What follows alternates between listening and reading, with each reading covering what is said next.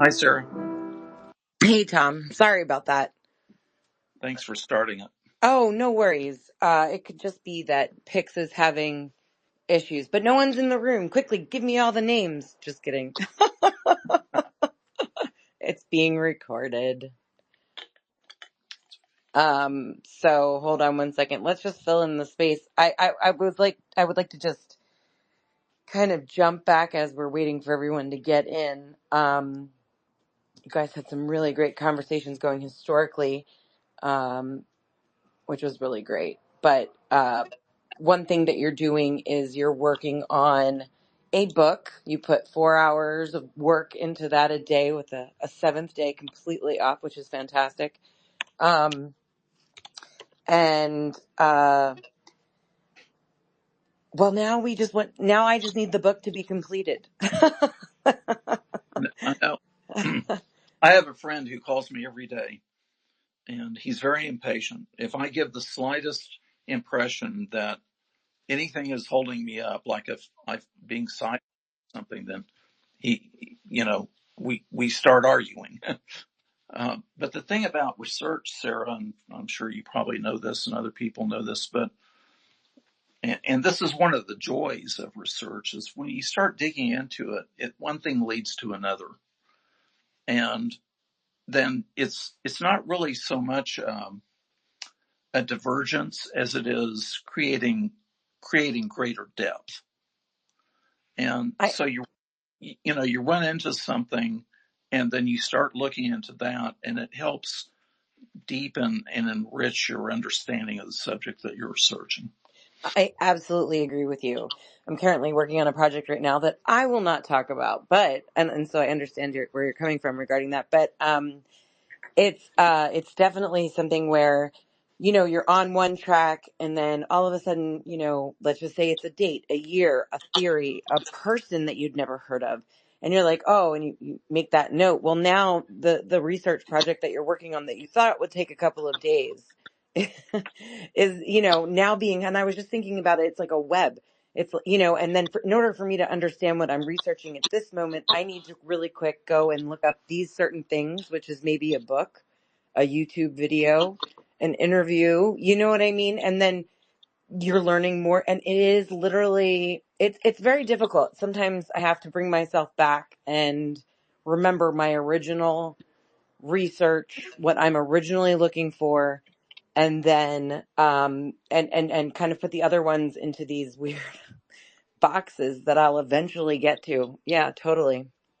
Totally. Well, here we are. We're back up and running. I think Pix is having some issues with connecting, which is totally fine. He will join us when he can. Ricky, great to have you up here. Ricky Ticky, Rick Doty, of course. And Tom, Mr. Nobody. Guys, thank you so much. Everyone, thank you for coming back and joining us. I hope I don't have any issues. I'm going to say Zodiac 5,000 more times. But other than that, let's get to our questions. I believe Mr. Nobody, it was you, and then we'll go to Tom. Sarah, I did have a question from a listener. Is it okay if I do mine after these Oh my guys are gosh. done? Yes, please. Arden, thank you. Sorry. Okay, Mr. Nobody, you were asking how many pages the MJ12 documents were. Yeah, and what points come to mind that when you read about it and you study it, what captures your the attention the most that would lead you to believe in the plausibility of the truth in some of these documents, if you know where I'm going? Okay, the Aquarius Telex was 1 page. The Carter briefing document, I think, was 10 to 12 pages, something like that. The Eisenhower briefing document was about the same, around 9-10 pages or so. The Truman Forrestal memo was 1 page. The Cutler 20 memo was 1 page. Now, when we get to the Psalm 1-01 manual, that's 50 pages, something like that. And then we get into the Timothy Cooper documents, and we're getting into hundreds of pages. Okay. Now, as for the Timothy Cooper documents, whether they're real or false, and how and why they came into the public domain, regardless, they are the content of the documents are extremely interesting. And anyone who is the least inclined to believe in this whole saucer recovery scenario is going to get a lot of enjoyment from looking at the Timothy Cooper documents, most of which can be viewed on the Ryan Woods majesticdocuments.com site. That's majesticdocuments.com, and you can go in there and have at it. What part? Okay, let me ask this specifically. Name one or two parts of all of these first group of documents, these first 20, 30 pages, not the sum and not the other stuff that you read, that you've researched, that you tend to believe in. What do you tend to believe in? I'm not asking you to say you totally believe it, because I know that's not your style. Well, for some reason, the MJ12 meme was being introduced. It was in the Aquarius telex. It was in the Carter briefing document, and it was in the Eisenhower briefing document, and all that. And it's that pattern of MJ12. Somebody, somewhere in the government wanted the UFO community to believe that there is an MJ12, whether it existed or not. That's what. Real quick before we, sorry, Mr. Nobody, I'm gonna just interject really quick. There, Arden has a question from the audience, and then I've got a couple of questions from the audience as well, and then we'll jump right back to you. Thank you, Sarah. Okay, I have a question here.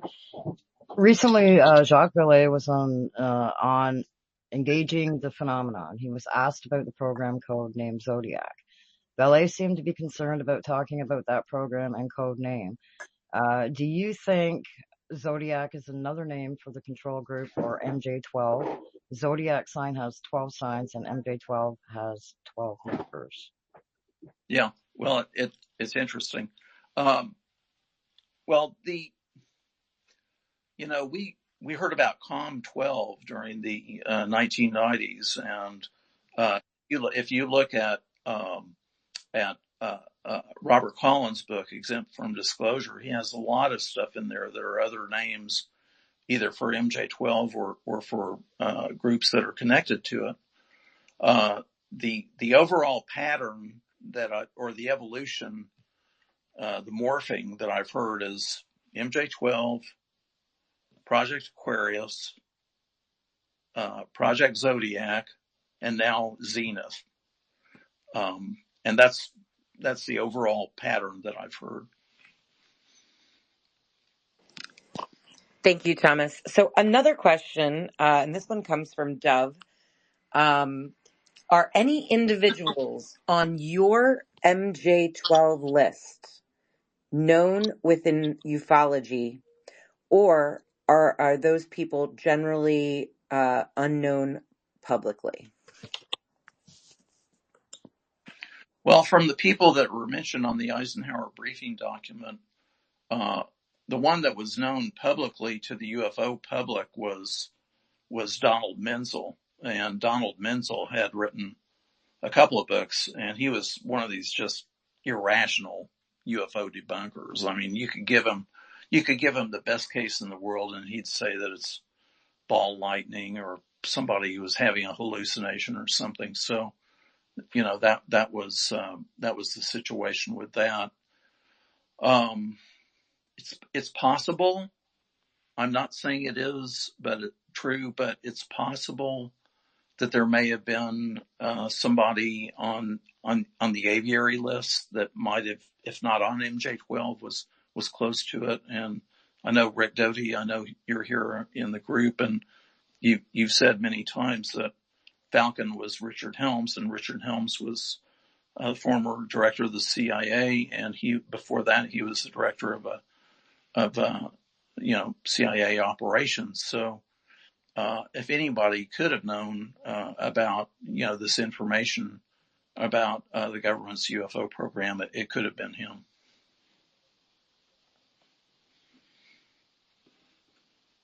You want to comment, Rick? Yeah, that's true, Tom.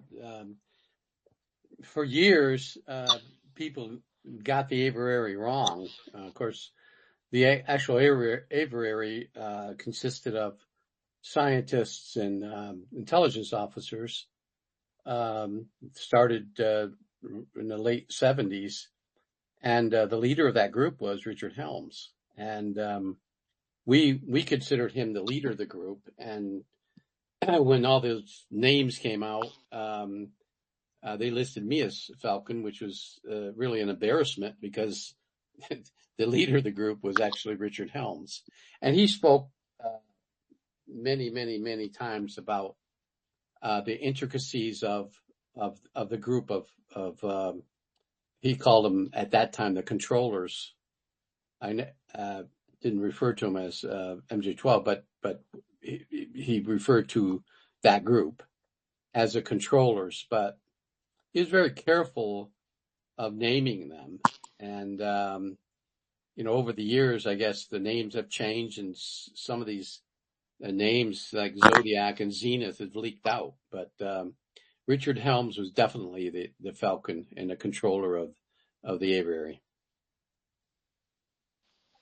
Thank you, Rick.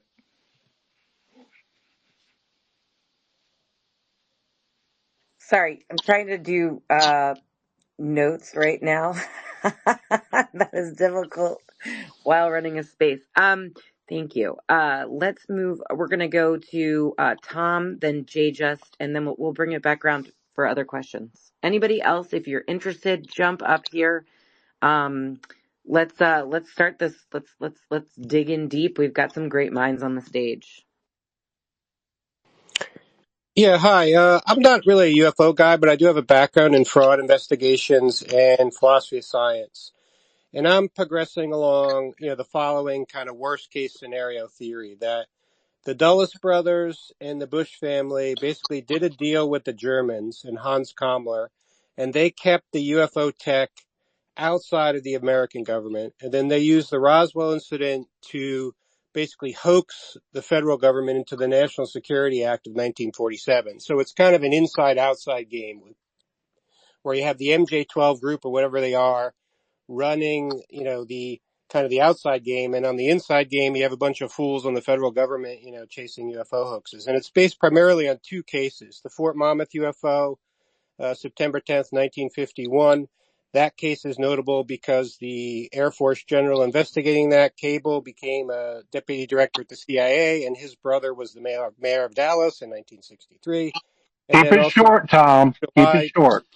the last one, July 31st, 1952, the Passaic, New Jersey UFO is also a very interesting case with FBI investigation, Air Force, OSI, Inspector General report, a whole bunch of other stuff. Okay, you may be right.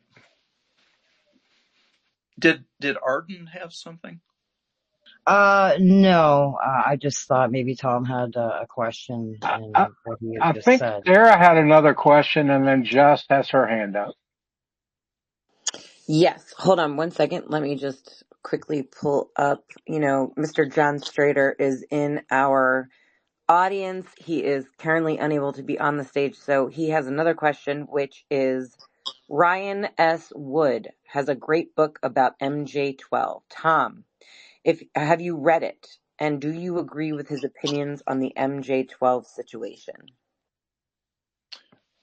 Ryan Wood, well, the two biggest proponents of the MJ12 documents being genuine have been Stanton Friedman and the Woods. That is Ryan Wood and his father, Robert Wood, who just recently passed away. He was well in his 90s, and he was a wonderful person, and I considered him a dear friend. Ryan is very pro MJ12, and I'm not anti MJ12. I don't have official confirmation of MJ12. Okay. And that's why I'm not willing to go out and say the MJ12 is real. The MJ12 documents are genuine, and all that. But the Woods really have done a lot of good research. They went to the National Archives and copied a huge number of documents out of there, most of which I have in my files. And Stanton Friedman did wonderful research, mostly tracking down information about the alleged MJ12 members, in the presidential libraries and in other archives of the people that are listed on the Eisenhower briefing document. So, what I try to do and what I'm going to do in my book is I'm going to show both sides to the extent that I can.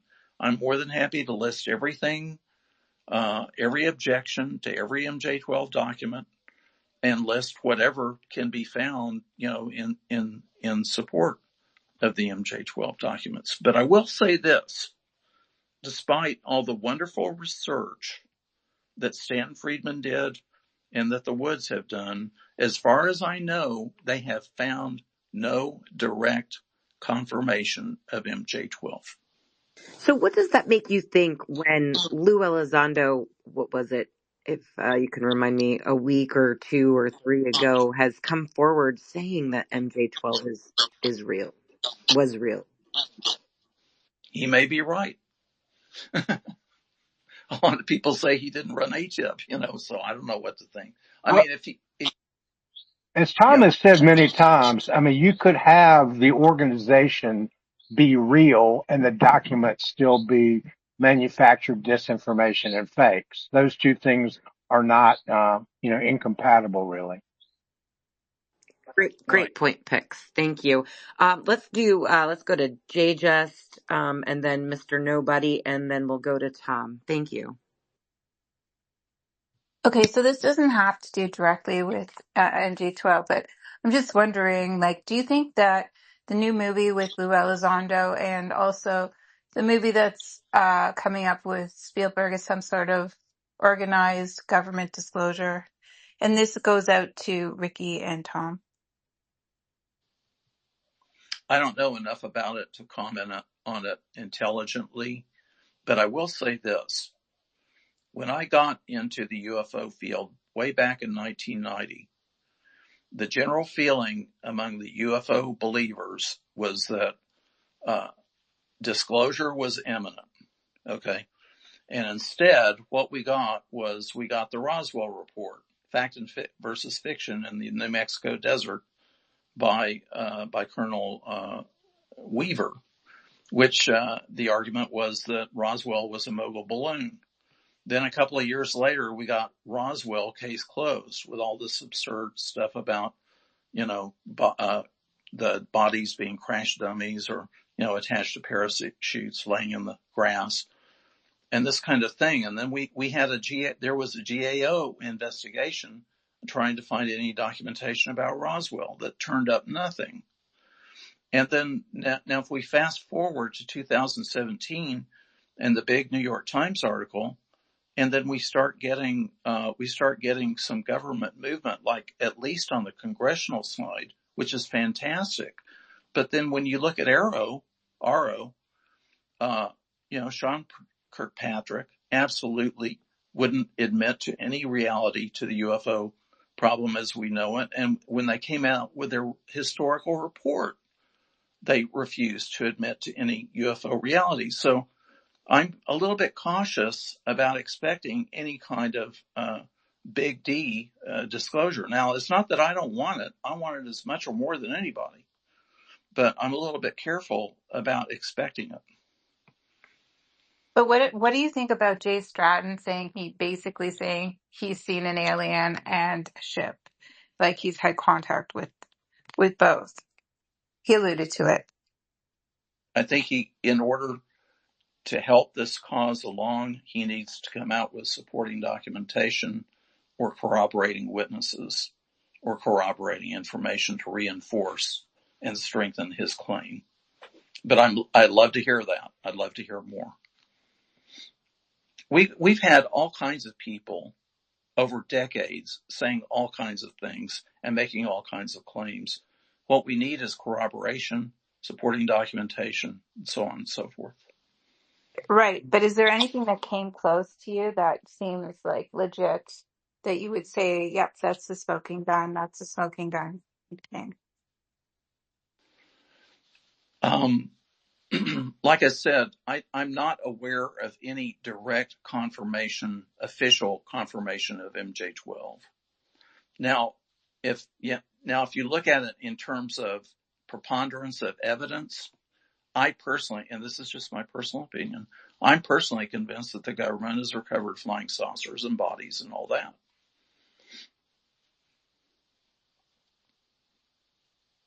Thanks, Thomas. Let's go to Tom and yeah. All right, I guess just a quick comment. Menzel, just to make sure I'm correct, was also later identified as being in the CIA, right? And then he also destroyed a lot of evidence, potentially, of UFOs, a lot of photographic plates and stuff like that. The GAO report on Roswell is interesting. Maybe they didn't find anything, but they did find that a lot of records were destroyed, and they couldn't figure out who destroyed the records. I think that's pretty significant. And I want to be careful I don't, beat any drums that elections doesn't want me to beat. But I'm just curious if you're familiar with the Fort Monmouth case in 1952, and if you're familiar with the Passaic, New Jersey case, or Fort Monmouth is 51, Passaic's 52. The 51 case is a very good radar visual. And to me, the 52 case is proof there's a cover-up and proof UFOs are real. And the most likely suspect is ITT next door. And I'm just going to throw one more out there in case you guys want to kick it around. I think it's all related to the physics. And very interesting, in just the last few weeks, we've had some very interesting, I think, potentially huge physics reveals on white hole, black hole, some of the Alienar stuff, rotating universe, octonions. So I think there is kind of a physics disclosure going on in the background. So just curious if you want to hit any of those points. Okay, I'm not prepared to comment on the Fort Monmouth case, but I will say this. As far as the records being destroyed on Roswell, my understanding, and I could be wrong, correct me if I am, but they were destroyed in a fire. Some of those records were destroyed in a fire at the Personnel Records Center in St. Louis, Missouri, which I don't know the year that it happened, but there was a big fire there. My personal opinion is that the government at the highest levels, that is National Security Council, has had a long-term policy of denial and some deception. And that's been going on since the Robertson Panel report in 1953. Yeah, I consider the Robertson Panel the start of a felony conspiracy in terms of domestic intelligence operations on the United States. Do you think that's too strong an opinion, or do you think you might be able to, somebody might be able to get that to hold up in court? The CIA paid the expenses for the scientists, and I'd be really curious to look at all the cases. I don't think they were shown the Fort Monmouth case or the Passaic, New Jersey case, which was overshadowed by the Washington, D.C. case. If I understand it correctly, I don't think all of the Robertson report has been declassified. And again, if somebody knows otherwise, please correct me. But I think there's probably more to the Robertson Panel report than we've heard. Now, there was a person, Mr. Chadwell in the CIA, who was very concerned about the UFO problem, and there was concern that the Soviets could use it as psychological warfare against the U.S. and there was some thoughts bubbling around that we could use it as psychological warfare against them. And they're developing nuclear weapons and missiles and planes and all this, and they didn't want to misidentify something.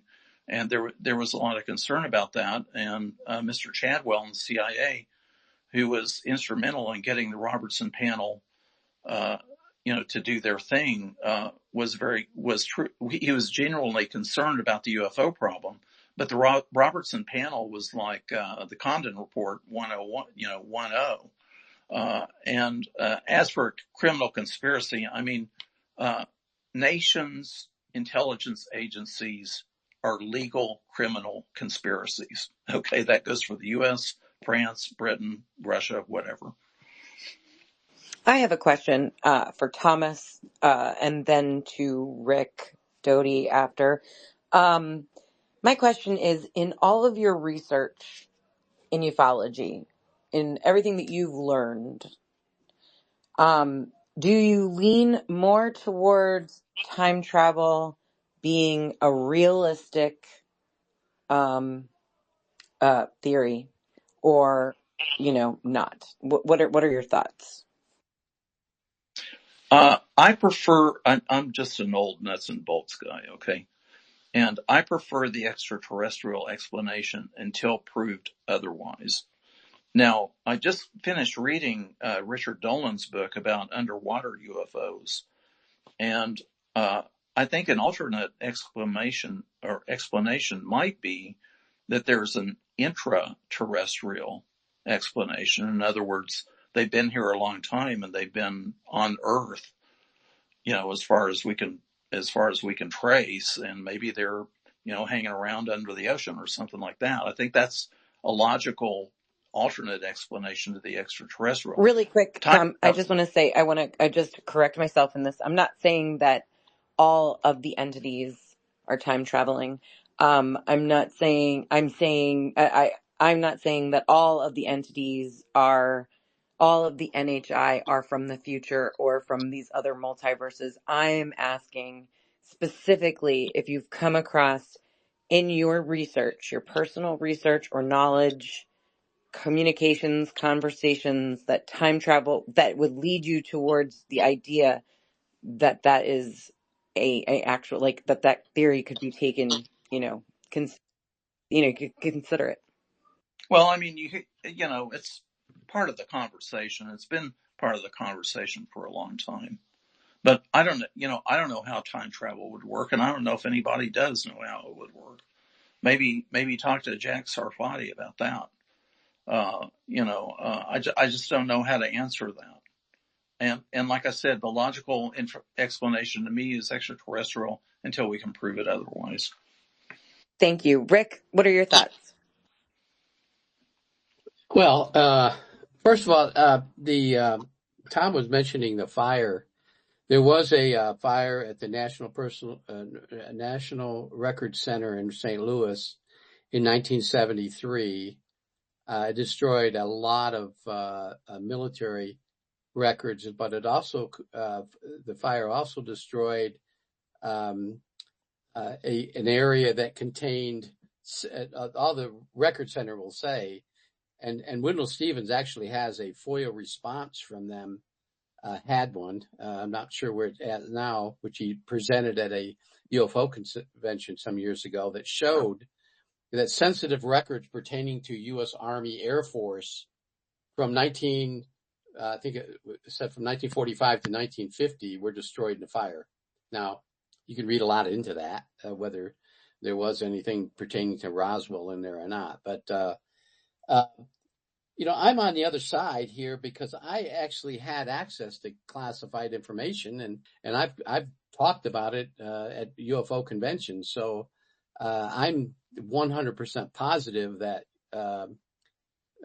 UFOs exist, UAPs exist, extraterrestrials exist, that we've had contact with them from 1947 and maybe before that. But I only know my briefing only started in 1947. So, and I know people will argue that other incidents happened before that, going back to 1933 or World War I, the trench, the Argonne Forest incident, or 1897, whatever. I don't know about those. I've never read anything official about them, but I've read official documents pertaining to UFOs, and they are real. We have been visited, and it's just that the government has so many different angles to this that is so confusing to the public. And I hope at some point in my lifetime that the government will come up with disclosure. Now, I think somebody mentioned that Lou Elizondo talked about the MJ12 documents. He's not the only one that's talked about them that said that they're real. I can go back to Hal Puthoff. I can go back to Kay Green. I can go back to Carl Dale. I can go back to many other people within the government that had access to the programs that talks about them being real. And your stance on time travel, Rick? I worked on a project, a counterintelligence officer for a project back in the 80s, where we were experimenting with time travel. There was a lot of things that were done. Now, I'm not a scientist, so I can't go into details of what I can only say what I saw, and I saw a lot of things that are occurring at the Nevada test site or near Tonopah, inside the Nevada test site. that were strange. And I think if we were experimenting with something then in 1983, 84, I'm pretty sure, and this is only my opinion, is that we have somehow mastered that by now. And can you name the project? The only project, and I said I'd be careful because I don't know if it's still classified, and I don't want to have the FBI knock on my door, and I have had that happen because I mentioned something that was still classified. So I'd have to make sure that wasn't classified. But that program back then, it Excuse started me in for the a second. 70s. Tom, the laughing emojis are very disrespectful. Thanks, Arden. Rick, I'm totally down and listening. You have my full attention right now, honestly. So please continue. Yeah, I just know that there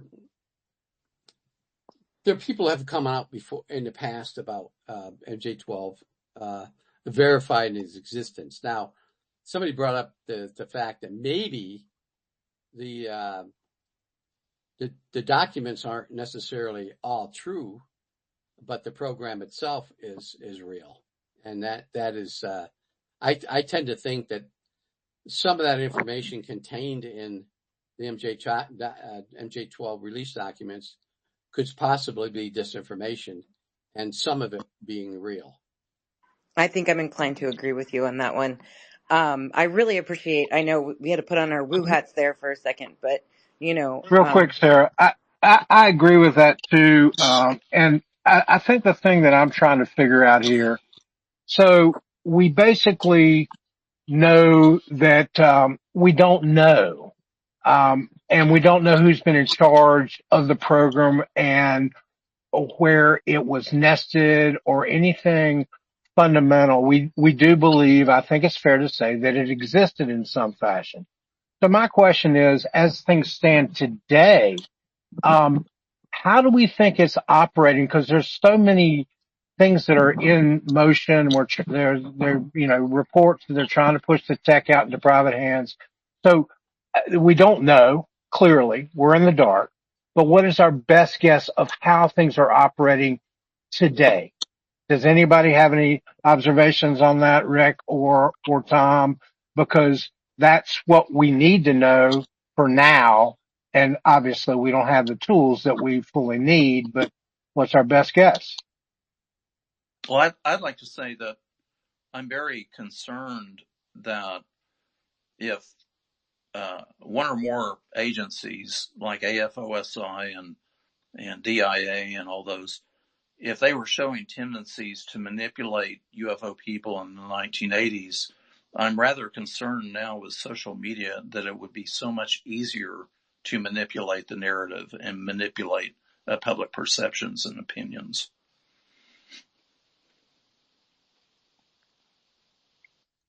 I 100% agree with that. Yeah, I do Rick, too. I definitely agree. Having worked deception operations, of course, the government calls them deception, not disinformation.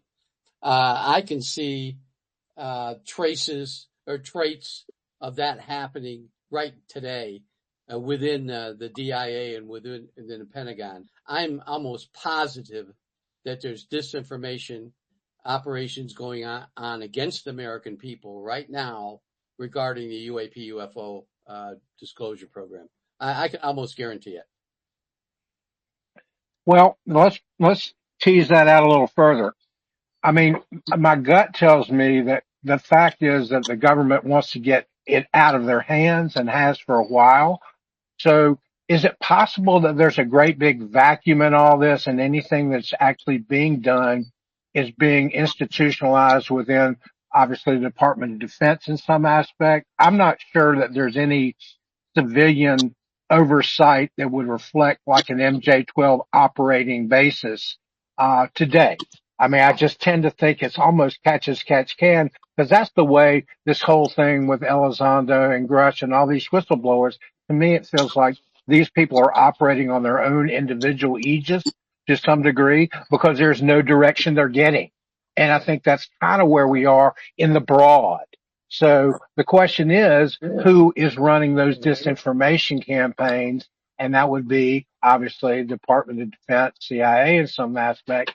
So are they the ones now that are completely controlling the narrative and the reality here?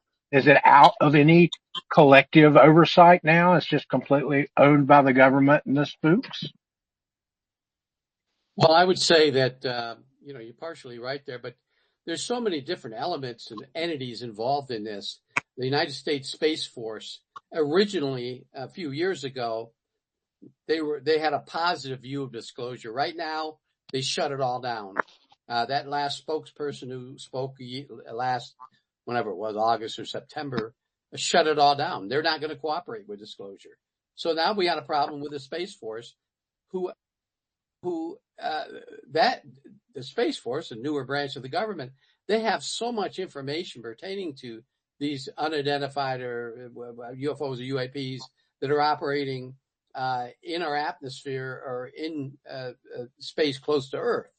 And they have satellites up there, classified satellites, that are reporting almost constantly of these strange things that are occurring out there. But we're not going to hear about it because they shut down any type of disclosure.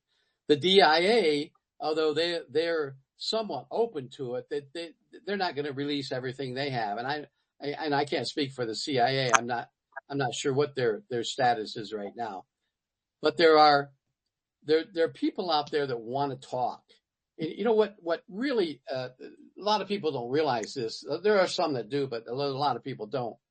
We've only heard from the public, I call the public whistleblowers. There are so many whistleblowers that are sitting back that you don't know their names, that are just sitting back and waiting to talk about their experience. And I can guarantee you right now that once they come out, that's going to change a lot of people's opinion on this subject, because they had firsthand experience. It's not somebody told them this. They actually were out there collecting at crash sites, collecting debris and collecting bodies and collecting technologies, or they've had firsthand experience with extraterrestrials, whether it be, inside S2 or wherever. Those are the people that we need to bring out. And there's a movement within the Senate right now to try to get some of these people to speak in a hearing. Yeah, but the problem is they can't come out and talk without making sure that they're not going to get in trouble. Exactly. And that's why you haven't heard from him yet. Yeah, but that's really what we need, because the cynics are all complaining that we don't have any supporting, the Grushas of the world come out and they don't have anything to support their claims. Well, the fact that they haven't cleared this up tells you a lot, doesn't it? I don't think the government wants to get to the bottom of this, and they want to continue to kick the can down the road and keep everybody confused so they can manage and mismanage the perception and the issue as a broad, reality. And I think this is more of the same. Yes, I think that the UFO community, and I feel like I have a little bit of a qualification to have an opinion about this, but the UFO community generally is very contentious, and there are all kinds of ill feelings floating around. But I'd put it about 25% of the unpleasantness and nastiness going on social media is probably trouble that's being stirred up from whoever's running the behind the scenes programs. Well, we know that's going on and it's 100% effective. But the bigger point is, what are we going to do to change this narrative? Because the government, generally speaking, my point is all these whistleblowers that were just referenced by Rick. I mean, that's been going on now for a couple of years, and everybody, I think, has been chilled. Will there be a great big new raft that'll come forward and settle the issue? That would be great.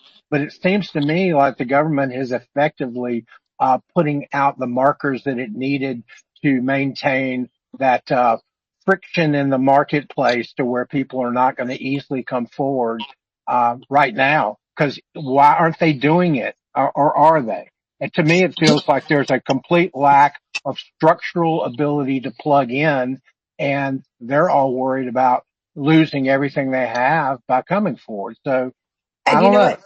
You know what? I'd like to just throw in a thought here. I've not ever been waiting for the government to do anything. As a JFK researcher for like 30 years, I've been waiting for them to release those damn papers since October 2017. So that's out the window and a moot discussion in my point and from my perspective. I think that disclosure comes from us sitting here and from the many researchers that have written books and done the work for the past decades that we all have been reading right now to bring us to this point and the knowledge that we have today. So, with that being said, let's bring it back to learning some more knowledge. And I'd like to throw it to UFO Now and then MK Roos, who are just joined the space. Yeah, welcome. So, Ricky, I heard a little bit about Area 71, and my grandfather did work out there. That's where they worked on holographic technology, some reverse engineering programs, and also the sensitive subject when it comes to time travel type technologies. From what I know, it is still classified, a lot of it. So I would definitely, before you start talking, I would definitely try to find a way to do it accordingly. That's just because I tried looking into it and I couldn't find too much and I was shut down. But and that's actually called Tonopah Area 71. It's up north or Nevada. It's a lot of people I notice, and I'm hearing about disclosure and things like that. And a lot of it is based on privatizations. So that way the government can have plausible deniability on crafts that have been retrieved. And Yes, UFO yeah, Now. Do you have a question, though, for Thomas or Rick? of course. Rick, do you know anything about um, area area 9? Area 9 within the Nellis test and training range, or within More of is that a the national security site? that is correct, national security site. Yeah, that's well, that is where we tested nuclear weapons That is from correct. the early 50s up to 1992 when we stopped the underground testing. That's what I know about that area. And Sector 5? Area 5, or I don't know as any sectors. I just know areas. Okay. No You worries. mentioned Area 71. I've never heard of Area 71. Tonopah Air Force Base is referred to officially in documents as Area 52. Oh, okay. That's within the Nellis Understood. Test and Training Range. Okay. Because on the maps, for some reason, it said Area 71, so maybe there was some gaslighting there. And awesome. So that's where JSX flies in, and then they go to S2 and S1 and S4. I know that much. It's just from some of the things that my grandfather was sharing. But anyways, thank you for your time. I really do appreciate it. Thank you, You're UFO welcome. Now. Let's go to MK Roos. MK Roos, do you And, have a question and for? and folks, remember this is about Tom Whitmore. If you could direct questions generally to him, that would be helpful. Thanks. Yeah, I had a question in particular, like with like where the journalist hones in on, I suppose. Like one of the things I feel like is like unargued the biggest win in terms of sightings and events was the Nimitz case. And one thing in particular that John Greenwald received from that case was that we had a satellite in space program called the Syntient Satellite that was an artificial intelligence gathering machine that spotted that thing 80,000 feet in the air and then also something underneath it.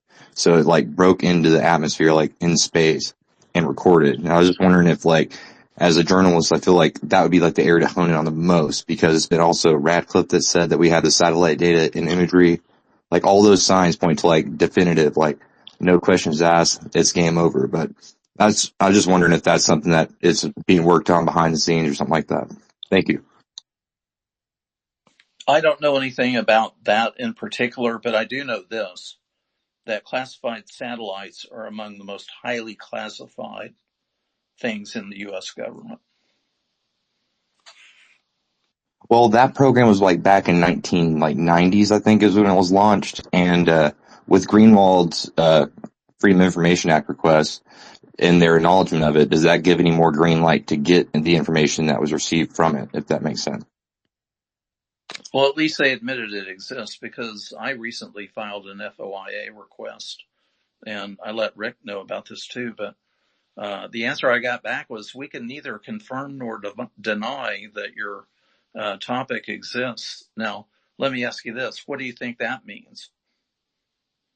I feel like if they acknowledge that it didn't exist, like, definitively, then, like, it clears the subject there, like, completely. If they don't say anything, it's either they want to keep it in a state of, like, change, or they have something, I suppose. Well, I think it means that it exists, okay? And then they also said any records related to that are properly classified. So, I'm pretty sure that it exists. What was the item that you were requesting information on? It was something that Rick has mentioned in these spaces, but it was the Seven Lambs project. And I was very specific. I even showed Rick the document that I sent, or that I got back from, from one agency. Now, AFOSI says that they don't know anything. They don't have anything on it. But the National Security Agency was the one that said we can neither confirm nor deny, but Well, the rest are properly classified. what's the general story about Seven Lambs? Can you and Rick share it with us? Well, Rick can talk about that better, but I think it's the Paul Benowitz affair et al.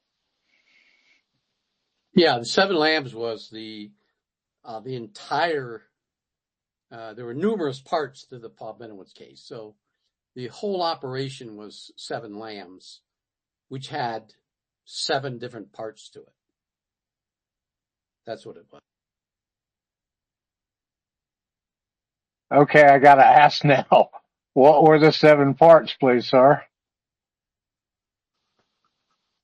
Well, the first part was Paul Benowitz photographing a highly classified drone program that the Air Force was experimenting with at Kirtland during the early 80s, late 70s and early 80s. Secondly, he tapped into a particular classified method of tracking Soviet satellites. He also got involved in, and that was an NSA program, and also got involved in a Starlight system, which is a NSA laser that they were experimenting with, shooting it up and blinding Soviet satellites as they fly by. And then we had an espionage operation involved in all of this. And then there were a couple others, but there were other agencies, and not just OSI, involved in this. And one of them was the National Security Agency. The FBI was involved. The DIA was involved.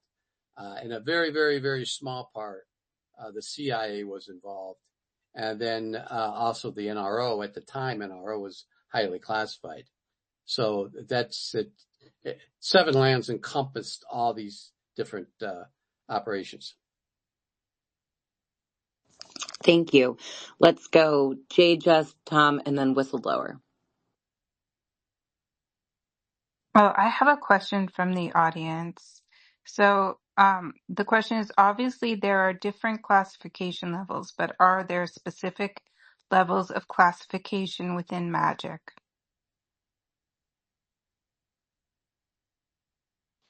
Well, magic, assuming that it was true, was a particular ticket, and then there were probably compartments within that They talk about tickets, but if you're not cleared for a certain program, whatever that code name is, and let's say it was Magic, MAJIC, if you're not read into or cleared for Magic, then you wouldn't be able to see any information concerning it. And if you were cleared, then you're only, the way it works is, I understand it, is you're only told enough to do your job, what you need to know to do your job. So you would be compartmented within whatever it was your job was. Can So I let me ask just that? jump in here Oh, real go ahead. quick. Under the government Code of Federal Regulation, there's three types of classified: top secret, secret, and confidential. Within those classifications, there's categories of classification, and Magic is one category of classification pertaining to a particular operation or a particular type of material involved. So that's like, for instance, top secret Spike would pertain to anything regarding a satellite, a classified satellite. So that's why there's only three classifications, but there's different categories.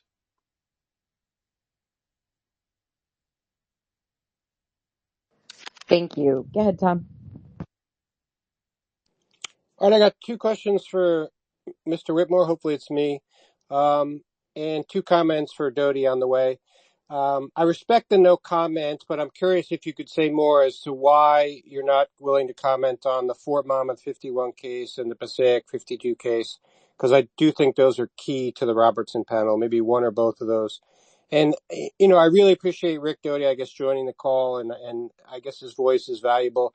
And I apologize, but it frustrates me so much to hear him talk about Arrow knows this, and then, it gets such at the other side of the story from the government. And I do think there's a criminal operation ongoing. I think we've witnessed it. This AKA O&I guy who's with the Office of Naval Intelligence, bothering John Strader, who I saw popping around here. That's criminal. Now, the second, so the first question is, why the no comment on those two cases? And then I think the second question is, could you assume, let's just assume the MH370 stuff is some kind of MJ12 legacy tech. Could the conspiracy go all the way from 45, 47 through into that, and that's some kind of shadow net government? Maybe that's evidence of that. I'm just curious if there's any thought or connection on there. Thank you. Okay, on Fort Monmouth, the reason why I'm not saying anything about it is because I don't know enough about it to speak about it intelligently, and I'm not in the mood to, or I'm not inclined to BS you about it. Okay? Now, there may be some criminal activity going on in the government. I mean, there may be. I don't know. As for MH370, that's a totally separate issue. I just can't. I don't want to get into that. Does the same answer apply to the Passaic, New Jersey case? Because I'm surprised. I guess and this is not a knock, I guess, but I'm not really a UFO guy, and I've just been very surprised at that. To me, it's the best possible case there is, because there was an FBI investigation, Air Force IG report. They were messing around with the Star Ledger. Captain Ruppelt literally listening in on another line, messing with the Star Ledger to get him to stop running the story. And yet it doesn't appear to be in the UFO community conversation at all. There's like one old documentary from the 70s that I think it was like part of 3 stories they covered or something, but it's a fairly invisible case. And the CIA tweeted that exact picture on December 28th. 2017, right after the New York Times piece. And it used to be the poster child in Wikipedia for UFO. When you looked it up, it used to be this Passaic, New Jersey case. So it's odd to me. It's a very odd cognitive dissonance to have it be the poster child in Wikipedia is this UFO picture that the CIA tweets, and it's a case that nobody seems to have heard about. Okay, well, more power to you, and you're making a good point.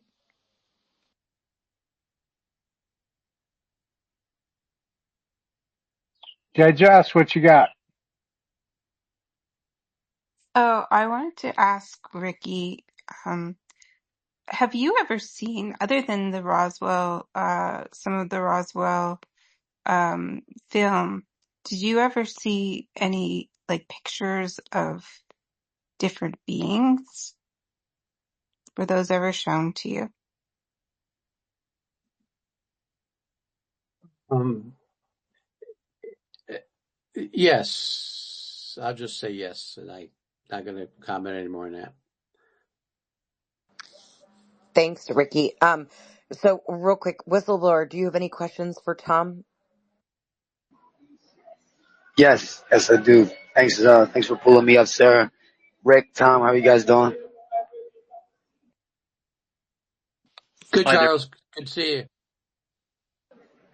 Good to see you too. Yeah, Tom, I received a DM saying that you had referenced me when it came to the MJ12, I guess before the last space that crashed. So I wanted to come in and maybe discuss it real quick. But a few things while I've been waiting. I see a few people had asked a few questions about the clearances.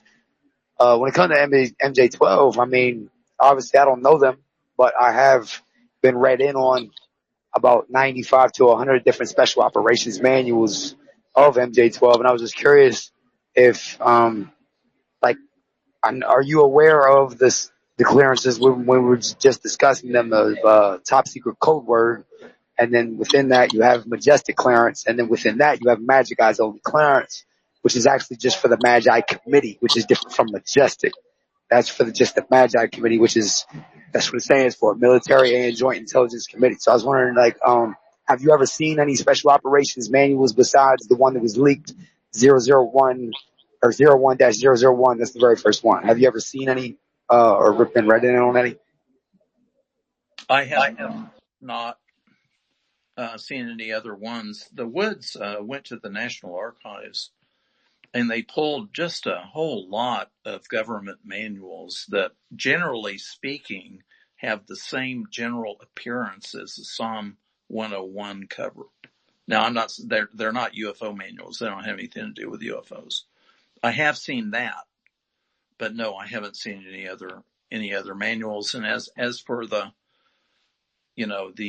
so-called tickets, Majestic, Magi, Magic, Majestic 12, I'm sure if it existed as we think that it might have, I'm sure that all those were, stamped all over all kinds of documents that we're not going to get to see. Yeah, I was fortunate enough to be able to read in on about 100 of them, maybe a little less, maybe like 97, 98 of them. And every single one of them had the War Office stamp from the Pentagon right there at the bottom. All of them had the same paragraph at the bottom where they talk about compartmentalized within this, that, and the third. But each one had its own booklet, I guess you could say. Some of them were 1 page, some of them were 10 pages. I'd never seen like one that was huge, but I guess what I'll earlier when my name got brought up, did you have any specific questions? And pardon my voice, I lost my voice. Did you have any specific questions about anything that I've released on MJ12 before I have to go? I was just wondering because I know once I start speaking, somebody else is going to come up, and I'm not going to be able to stay in because of my battery. So I was just curious if you had any questions for me before I leave out of here. I've heard your story, about being recruited and mentored and tutored, all that. And I did read your original manifesto when it came out. There's a lot of detail in there. But as far as my own project, which is a popular history of the MJ12 controversy, I'm basically going in chronological order. So it's going to be a while before I get to your material. So I'm sorry, I don't have any other detailed questions at this time. Okay, I appreciate your time. If you ever do, feel free to hit me up. And I appreciate you answering my question. UFO Sarah and them and Alexa, thanks for bringing me up. Rick, you already know. Have a good night, brother. I'll talk to you soon. Thanks, Thank Charles. you, Take Charles. care. Thank you, Charles. So I have a question from the audience for Thomas and for Rick. The question is, out of all of the MJ12 documents, which ones do you lean towards being more real and truthful versus the ones that are not?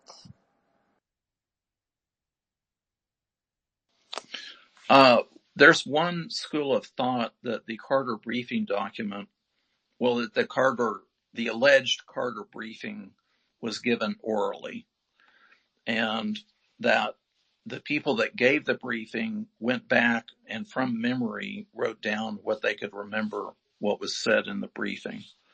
And so if that is true, then I think at least part of what's in the alleged Carter briefing document might be very interesting. I find, like I said before, a lot of the Timothy Cooper documents, for example, the alleged report by General Twining, the White Hot report and all that, to be extremely interesting. Now, I've had some communication with Timothy Cooper, and unfortunately he won't cooperate with me, but his basic message was, get away from me, MJ12 does not exist. And I find that very odd in that he won't reveal who his sources are, who are all deceased by now, so what difference does it make? But that's the way that it is. But I think some of the Timothy Cooper documents are very interesting. Sorry. Thank you, Tom. Rick. Tom's the expert in this arena. I'll agree with everything he said. I'm not an expert in MJ12 documents, and Tom is.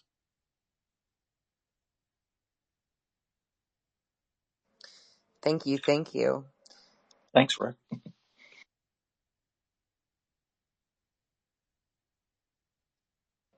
Hey, Tom, I got a question for you. What's the biggest public takeaway that people need to focus in on about this whole matter? I mean, what's the fundamental meaning of these docs and the issue relative to ufology? I would like the public to be more aware of this general pattern of kind of an unofficial disclosure by witnesses that the government has been involved in recovering UFOs and bodies. Now, a lot of this has been articulated in the popular culture, like through the X-Files and all that. But I would like to see the public really take all of this more seriously. And if they did, it might put more pressure on the government to release more information. I personally am hoping against hope that during now that we're in the Trump administration, that maybe they'll release more documents or files. We may not get the big D that we want, but maybe they'll release more files. Thank you. Real quickly, how are you doing on time, Tom? What are you thinking? Maybe sometime before the 15 after the hour, something like that. Just how you doing? Yeah, that sounds good to me. But if people are really, wanting to talk more or have a lot of questions, I'm willing to hang around. But That's awesome. Yeah, good. Thank you.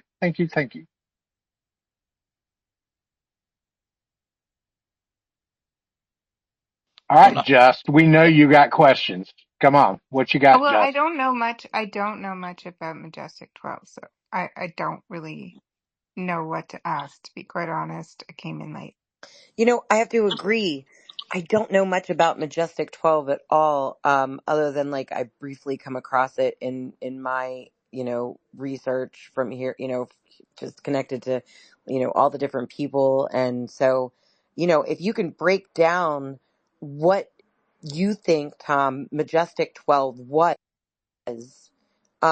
what they're for the audience, you know what I mean, for the people that are here, that are listening, that are new, as well, like it, I get it, I just have never done a deep dive into it. Well, I think we have to analogize with things that have happened in reality, and we can look at how the atomic bomb was developed. You had really, you had. I think Eisenhower wrote a letter to President Roosevelt, and a couple of other scientists suggested that there was enough science to support the development of a bomb.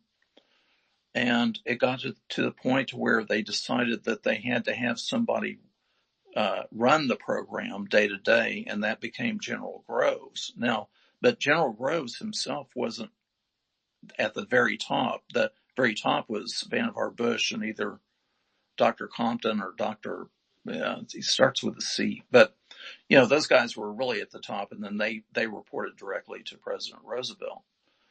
And Vannevar Bush has been a rumored member of MJ12. But if you look at how the atomic bomb was developed, then General Groves went out and he started looking at the top scientists who might be able to help with the development of the bomb. And I know he talked with Leo Szilard, and he eventually they talked with Lawrence, Dr. Lawrence at the Berkeley Labs, and he was developing plutonium, but through a certain process, and he settled on Dr. Oppenheimer, and then they had to decide, well, where are they going to do this?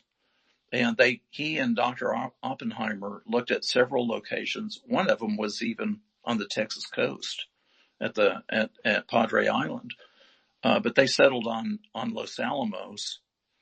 And then, they set up a post office box in Santa Fe, and basically done secretly. And they started recruiting scientists, into the program.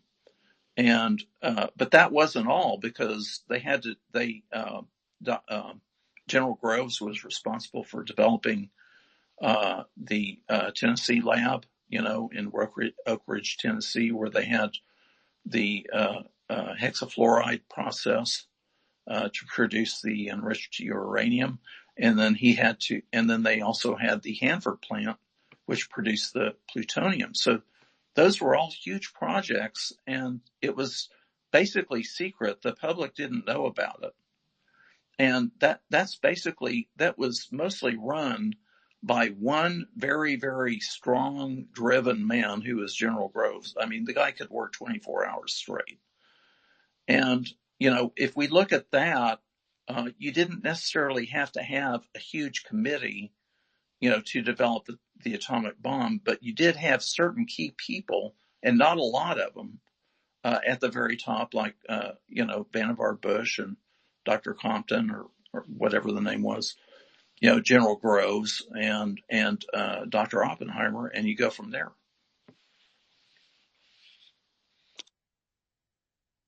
So do you think that the UFOs, the NHIs, all of that came over with paperclip after World War II? Do you think that okay, let me rephrase. Do you think that the United States, along with other world governments at the time, knew of the NHIs before World War II? Then World War II happens, and Germany is very much involved in NHIs and craft. And then after World War II, we have Operation Paperclip, bring that over. You know what I mean? Like, do you think, yeah, that's my question.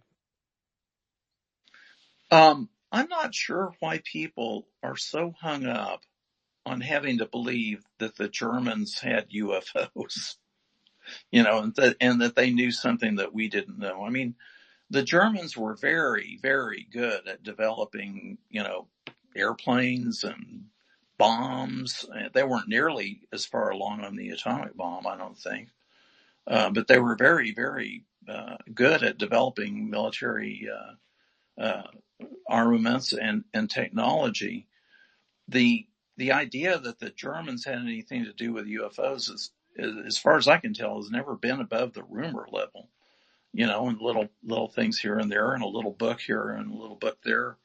I don't know. I don't understand why people spend so much time and put so much psychic energy into the Nazi UFO thing. Now, when they brought the scientists over on Paperclip, that is true. They did do that. They brought Werner von Braun and all those guys over to work on rockets in El Paso. And some of those guys may have been, really horrible medical experiments type guys, and MK Ultra and all that. I think there could be a connection there. But as for the UFOs, I just don't see the connection.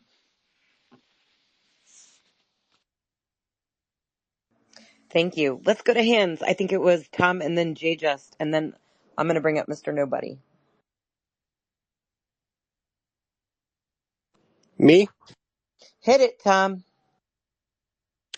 Yeah, I'd just like to hit the point you were mentioning because I think Hans Kammler is very interesting because we learn in school he died in 1945 in Austria, but we learn later he was captured in 1945 and maybe later died in 1947, later in prison. And just going along the theme I was speaking about earlier, I think Kammler and Paperclip, that's the inside game.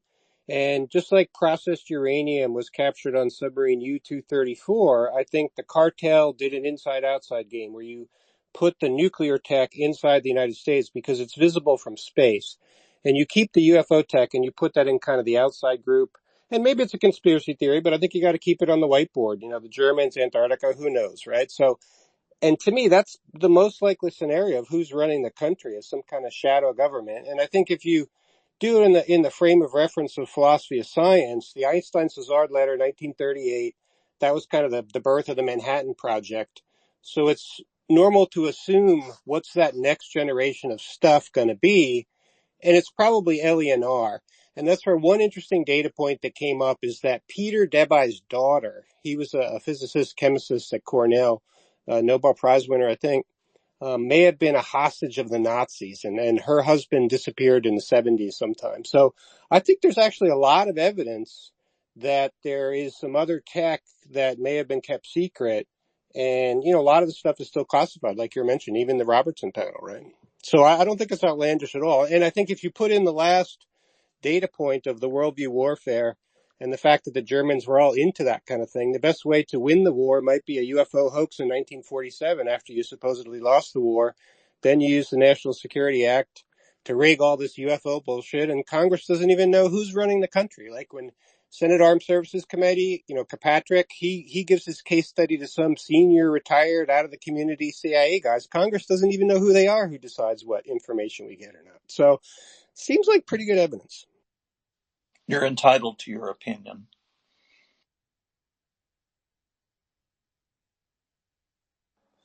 Yes.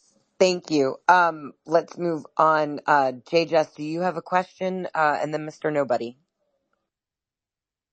Oh, I wanted to comment about the Nazis and Tom's assertion that like people shouldn't spend their time on it. But didn't Grush say that the Italians gave America their first UFO, and we know the Italians were working with the Germans, and the Germans would have superior,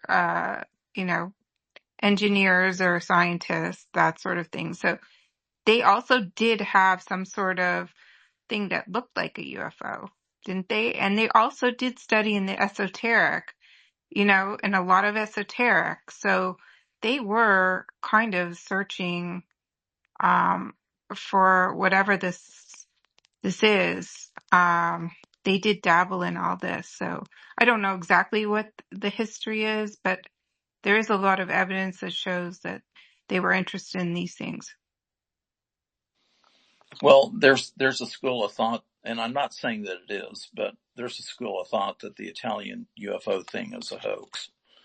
But I'm not going to, I don't mean to pass judgment on that one way or the other. And, if you want to study Nazi UFOs and all that, I mean, have at it. But I just don't see any really clear direct connection there. That's my personal view. Well, Tom, I get that point of view, and it's not all wrong. But Maria Orsic did exist.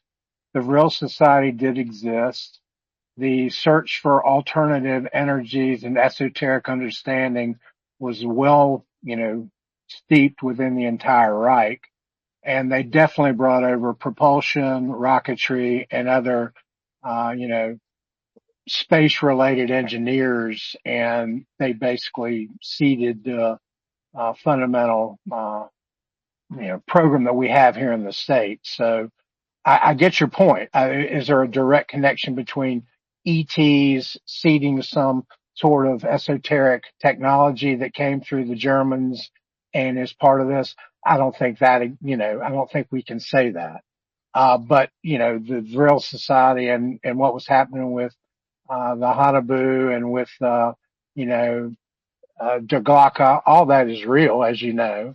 And, the technology associated with space, we benefited greatly from bringing those Nazis over. So it's a mixed bag, but, I get your point. Well, there is an occult connection in the Nazi era, even with Heinrich Himmler and some of those other folks, and a lot of it had to do with Nordic mythology and racial theories of the Aryans and all that kind of thing. So 100%. Yeah, there was absolutely. definitely an occult uh, strain. And Hitler, has been rumored to consult astrologers, but Hitler also clamped down on a lot of these groups. So, and I, Well, the one thing that's jumping to mind right now about this is, I mean, I'm involved with, as is Tom and a lot of other folks, with next generation, plasma physics, next generation energy. And if you go back and you look at some of the esoteric understandings that are in the scientific literature that the Nazis were working on, they were definitely in that arena of understanding as far as toroidal physics. So yeah, there is something of a connection there, but they didn't bring some magic, powder to the party and change physics, as we know it. But, they were dabbling for well, sure. European science was advanced. We had Nikola Tesla, but we had a lot of the brightest scientists came from Europe, particularly Central Europe. Like Edward Teller and other scientists. There was something about their educational system or their ethnic culture, that helped stimulate really an advancement in scientific theory. I'll grant you that, but it doesn't necessarily translate to useful technology that's way beyond anything that we have now. I agree with that. Absolutely.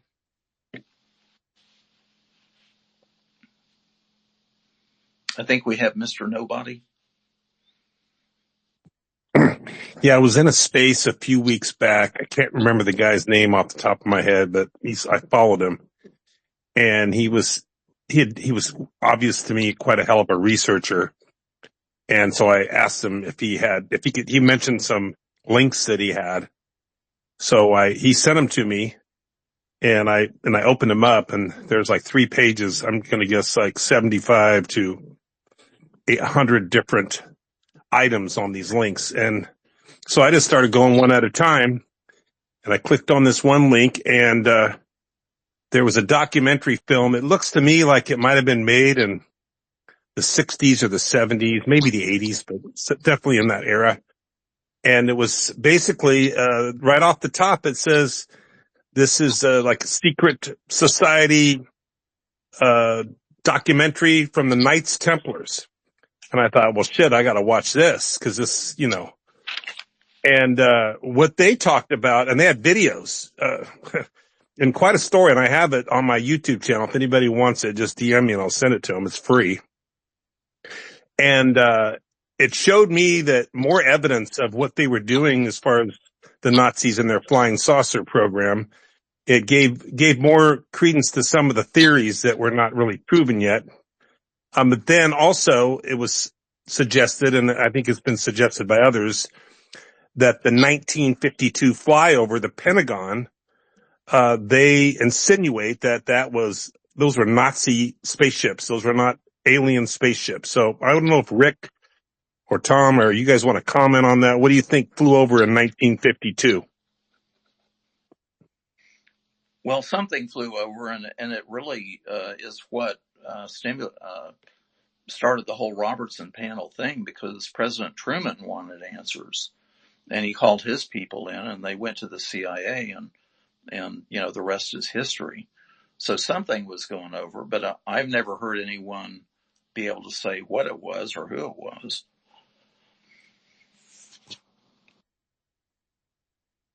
Rick, do you have an opinion on that? No, I agree with you. I don't. I've heard rumors, but I've never seen. Wendell Stevens had a great explanation for that, but I don't know where he got his from, and I don't like to repeat things other people said, but I personally don't have any opinion. I certainly wasn't around back in those days, and I can just guess it was probably real flying saucers, and that's why we formed the Robertson panel, and there were several other classified things that occurred during that time period, and that later came out. But I personally don't have any opinion of what that was. Isn't that astounding that something happened over our Capitol that everybody that was there knows about and people that are in the know about and nobody else knows about it? And it's probably alien spaceships or some demonstration that we do not have control over our own national airspace. New Jersey, And nobody wants to talk New about it. Jersey drones, New Jersey drones. Yeah, I agree. There's so much happened over New Jersey that the government's not coming out at. If there's probably things that that occurred during that time period in December that the government doesn't know what they are. That I actually believe that some of those drone sightings and some of those orbs and those balls of plasma wasn't from Earth. It was from someplace else, and the government's not coming out and telling us what it is because they don't know what it was. Well, orbs are definitely presenting all over the globe right now. And again, nobody wants to talk about it. It's crazy. Denial and deception.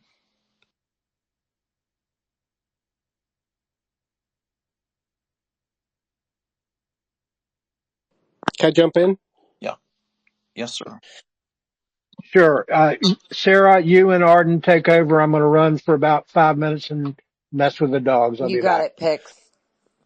I just went, well, Pix is gone. I just wanted to back up the point he was making because from my research, it's clearly LENR, cold fusion is the tech. That's why Peter Debye is important because you can ask the question, was he working on this in the 1930s? Because the Einstein-Szilard letter in 38, but that's old physics at that point. They were also working on the physics. If you look at the physics, it's Einstein was working on 5D physics starting in 38. He stopped his work in 43 in the middle of the work. That's where the sweet spot is on the physics. Now, I hate to and I apologize. Sometimes I can be a jerk, so I'll try to maintain my composure. But these type of spaces really try my patience because I feel like it's all part of the narrative control operation. And Rick, again, I hate to kind of single you out, but I'd love to subpoena you someday, I guess. And, I think ignorance is too strong a word, but clearly the lack of engagement, right? Because the 1952 Passaic, New Jersey case is so important. It's only a few days after the DC case is like the 26th and like maybe that week or two around, before that date. I think that's kind of the peak. And, people are just ignorant. I'm sorry. Like the Germans actually had a more advanced atom bomb design than we had. That's not a very known fact. They did some testing, which I was surprised to learn. At least maybe 2 tests on the Eastern Front. Of exactly what nature, megatons, that type of thing, I'm not 100% sure. They had kind of a very interesting design. Now, and also this fact that the processed uranium was captured on the submarine in the middle of the Atlantic, that was really only recently declassified, I think in the late 80s. I could check my homework on that. So, this whole space is kind of just incredibly depressing for me. But I appreciate your time and I everyone's don't time. see any narrative being pushed here at all, Tom, just in my opinion. No, it's I all got my it. fault. It's all me, so it's not you guys. But I follow you, Tom, and you follow me. We'll leave it at that. But I find you very interesting because I know for a fact that Rick Doty knows a hell of a lot more than you do, and for you to insult him like that, I find laughable. Okay. no, point taken. Okay. Point taken. Hold on. Look, in the UFO field, you can run around any direction you want. You can stick with regular UFO history. It's been documented in the government. You can study UFO researchers in the past, like James McDonald. You can look at high technology aircraft, like the SR-71, or you can get into abductions, or you can get into paranormal phenomena. You can go any direction you want. But through my experience and my interests, I focus on MJ12. That's my area. Okay. And if it doesn't interest you, or you don't care about it, or even if you think I'm full of it, go do your thing, go anywhere you want. But let's stick with MJ12, and let's be civil and stay civil. Okay. Yes, I'm sorry you please. had to Very say well. that, Tom, but absolutely right. Thank you for saying that.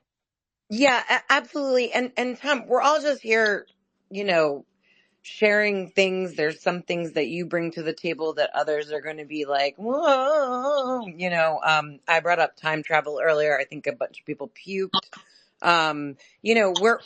None of us can actually, unless you've actually seen or experienced, can actually say something, only you believe it, or, or you're not going to convince anyone here of anything because, we all have our own opinions and thought processes. So we're just like be respectful. I mean, Thomas, I am very sad that I can't get your list of MJ guys, but I'm so excited for your book to come out now.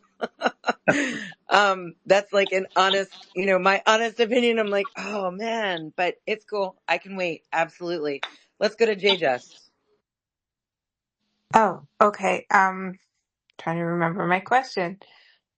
My question was for Ricky. Okay, so whistleblowers, if they're like, do you think that there are going to be more whistleblowers coming out in the near future?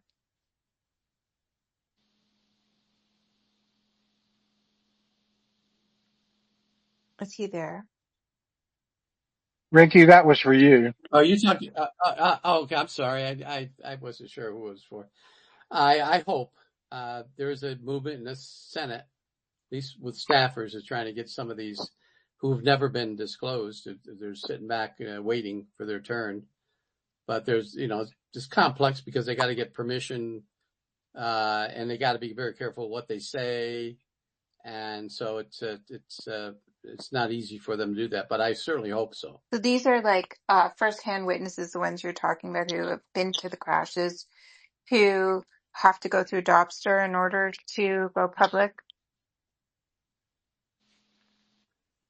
Well, they have to go through their particular, that DOPS is, they would have to go through their individual, military branch. For instance, the pilot that shot down that, whatever it was over Alaska, he's a whistleblower. He's already talked to a number of people, and he's just rare to talk to somebody, the public, through Congress. The pilot, the military pilot shot down the thing over Yukon. He's a whistleblower. He's ready to come out. Have you seen those It's pictures that they've shown around that they're claiming? Well, hold on. Let him finish what he's saying, JJ. and then there's the sergeant, the female sergeant who went through abductions, and she's willing to come out. And there's other people. There's an elderly man. He's up there in his 80s that he needs to come out soon, or they need to put him on videotape because he doesn't have long for this planet. And he was at a crash site in Nevada, and then in the late 60s, he was part of the crew that picked up the debris, and he put bodies in body bags. So those are the type of people that we need to hear because they're firsthand witnesses to this phenomenon. And yes, I have seen those pictures that are going And around. are they real? Are those the real ones, do you think? Do you know? I could just say they look, I can't, I don't have any way of verifying whether they're real or not, but they look real. What crash was in the 60s in Nevada?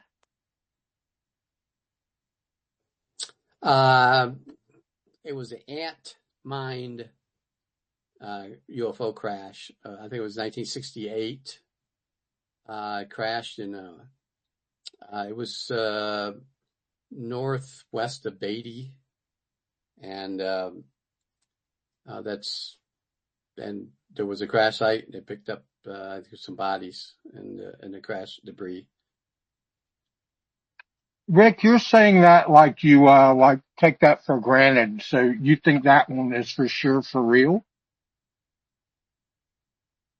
It's for real. At least it was listed in the crashes in the official uh, classified document. There's a whole list of crash sites, and that was one was listed.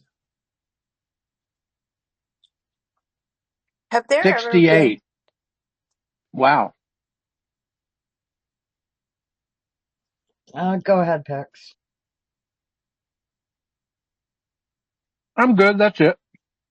I think Mr. Nobody had his hand up.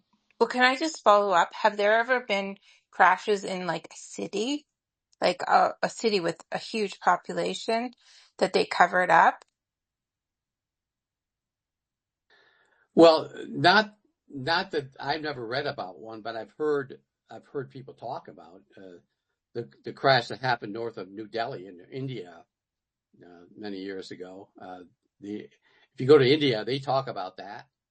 I don't know anything other than what they say. I've never seen or heard anything official about it. Yeah, Jacques Vallée talks about it. Yes. No, Battle of LA, 42 or thereabouts, and there's supposedly a ship that went in the ocean recovered as well.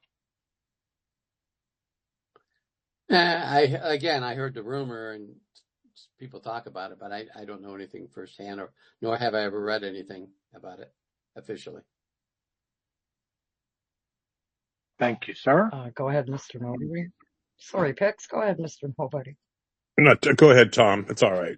I do think it's interesting. I'm not trying to start a problem with Tom, so you guys don't need to get all excited. I'm just, my personality. But Tom, it's kind of funny though, Tom. You did say in the beginning a couple times that you're not really a UFO guy, but you sure sound like you know a hell of a fucking lot about UFOs, bro.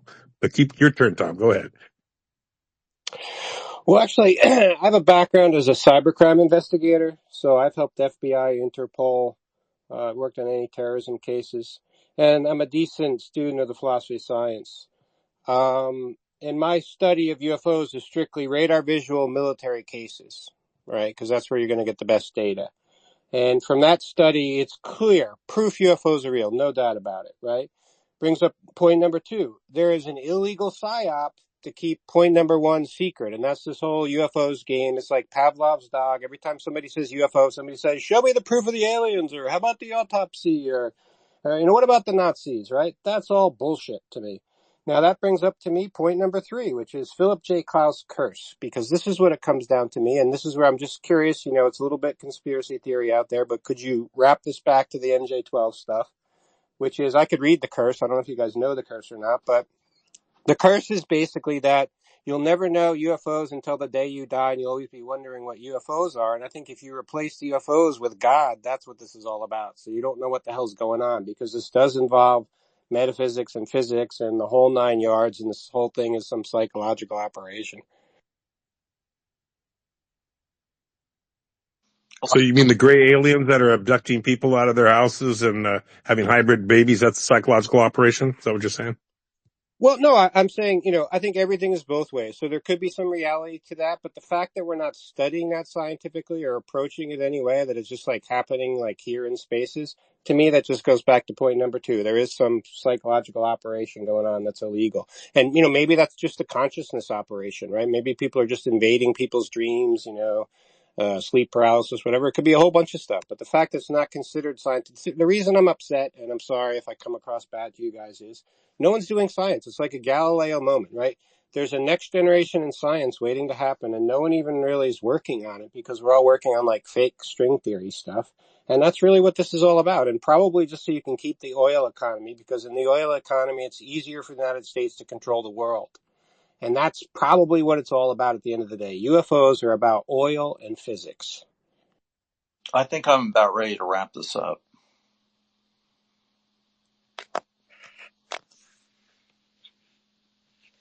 Oh, it looks like we lost Pix. No worries. Tom. Any comment, Thomas, on the God angle, just out of curiosity, or that's verboten territory? Well, I think that UFOs inspire a sense of wonder. And we have basic questions about life. where did we come from? Why are we here? Where are we going? And I think that in some ways connects with our wonder of the universe and the wonder that maybe beings are coming from somewhere else and visiting. So I think it taps into that, and ultimately in the mystery of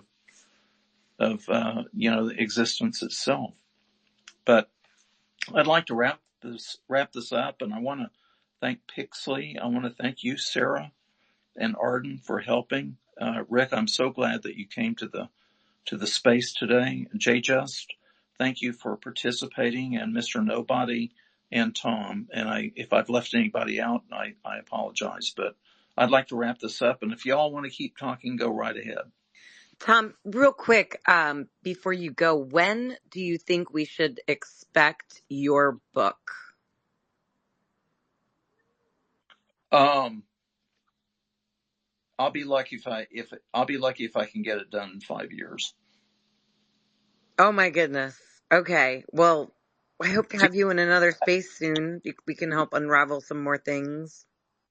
Yeah, I don't have a research assistant, so it's all me. So, but I work at it every day. I'm trying very hard. I do. I do understand. It is very difficult. We're trying to get Pix up here, but if you've got to go, thank you so much for being here. I'm going to wait for Pix for further instructions. Okay, thank you. Thanks again for your help. Thank you, Tom. Yeah, thank you so much for Thanks, joining us Thomas. tonight. You too, Ricky. Thanks, Thank you, Thomas. Thomas. Okay, thank you. Goodbye. I did see Pix request to come up. I did let him come up. I guess he's having connection issues still, Sarah. Yeah, I'm inviting him to co-host as well, and I'm just not seeing it. Oh, there he is again. Let's try and do this. JK Philly fan, welcome to the stage. Yeah, how you doing? I wanted to ask a question, but I guess I just missed the opportunity to ask a question. What I wanted to do is, while I scroll here, is ask a question that I asked Lou actually last Sunday. I'm trying to pull that up here. If you can bear with me Yeah, here in a sure. second Lou here. who? Lou. Lou Elizondo. Yeah. Oh, wow. Very cool. I didn't know that. There are So, other Lou's, so I just didn't know. Sorry. yeah, I actually went to the show, and if you have a second, I could lay out the question for you and kind of give you a response of what he gave me. I was kind of promising Red this moment, if you will, but he's in the room. So what I did was, how he does a question and answer after his show, if you've been to the show or have seen snippets online or what have you. My question was, and maybe he's still listening, Thomas, is in your book, Lou's book, where you talk about Hal Puthoff writing about the polarizable vacuum. This is a science question, by the way. Vacuum engineering in 1989 called the Gravity as a Zero-Point Fluctuation Force paper. You also might be familiar with the Ken Shoulders, who worked with Hal Puthoff with SRI in the 90s. He worked on exotic vacuum objects, or what they call electron charge clusters. Around that same time, you actually have Dr. Jack Nachampkin, 1992 report. It's called the Force-Free Time Harmonic Plasmoids. And then it also mentions charge clusters and ball lightning. Finally, Eric Davis authored a 2003 ball lightning study that also acknowledges Jack Nachampkin's contributions. Eric Davis also wrote a DIRDS. He wrote a couple DIRDS, but this one I was focused on was the concept of extracting energy from the quantum vacuum, which also mentions Ken Shoulders. See, I'm trying to make all the connections here. And I was pretty quick when I tried to say so. And I said, here's the question. What knowledge, and this is directed to Lou, what knowledge do you have of public operable devices that are using either EVOs, charge clusters, zero point energy, plasma, either used for low energy nuclear reactions, exotic propulsion, or over unity production? And he kind of stalled there for a second, and he said, "May I take a vow?" And he made the crowd laugh for a little bit. So, and then he said, um, he let the crowd get involved with the laugh. that gave him a chance to probably think about the answer, right? He said essentially he doesn't have the science background and area to really respond, but he did mention that zero point entry is being studied on. How empty space is not empty, but it's due to annihilation of subatomic particles. He didn't say exactly, but what I in my studies it's the two photon pairs that are positron electron that hit the 511 kilo electrovolts. But he didn't give any mathematical answer, and he's not trained in, and he kind of apologized, not giving me a good answer. So that was my little back and forth with him, and I kind of wanted to kind of maybe phrase this question to this Tom. So there you go. I'm sorry that we didn't get you up here in enough time to do that. What did you think of Lou's answer for that question? Was that like a like typically someone that isn't studying that or hasn't come from a background of that would give? Well, I asked the question because he talks about zero point entry in his book. So that's why it wasn't like out of the blue. Here's another thing.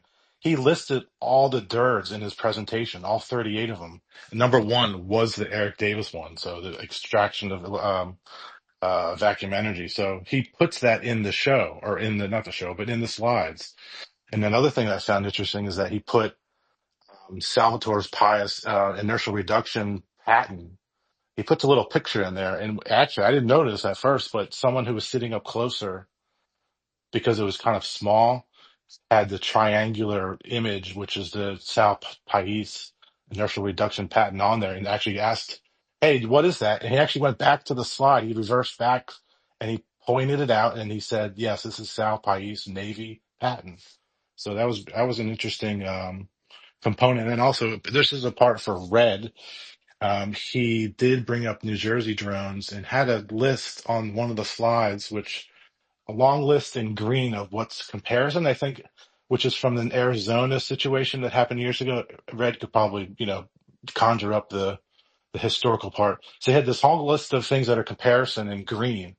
And then the things that were not similar were the New Jersey, like three things in red on the right hand side, which is FAA approved, something else, something else, something, something. And then he said, what's the word? Trust me, bro, basically is what we got as an answer. And he also brought up Senator Booker's response, which Ascopol interviewed him, I think, in December. Red could probably also pull up one of his posts, but how we weren't given the full information on that. So it was an interesting update because remember he had witness testimony. So I think the presentation had updated, since what was probably leaked from previous shows from last year. So he probably made, these adjustments. Otherwise, we would have heard about the New Jersey slides or what have you. Sorry if I'm going long-winded here.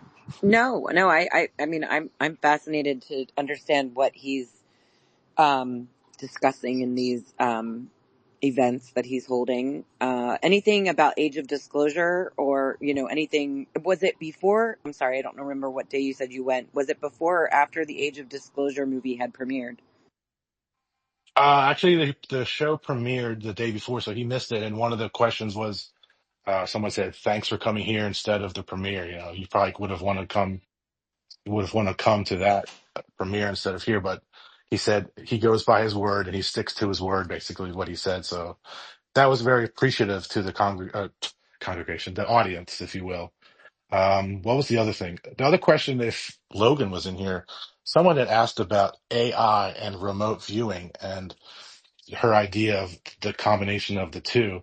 And I know that Logan has been experimenting on different spaces where we try to create an object or whatever the item is that it could seek out. And he didn't really think of that. He said, "Oh, that's a fantastic idea," and kind of gave props to the questionnaire or the questioner. So that was an interesting dialogue that I wanted to bring up. But yeah, it's pretty similar. And alien scientists went to a different show the next day and pretty much corroborated some of the slides that I had seen in a sense. So very good. That's pretty much all I have. Thank you for that update. There it is. Was it worth it? Do you feel? Do you feel like in some extent it was worth it for you to be there?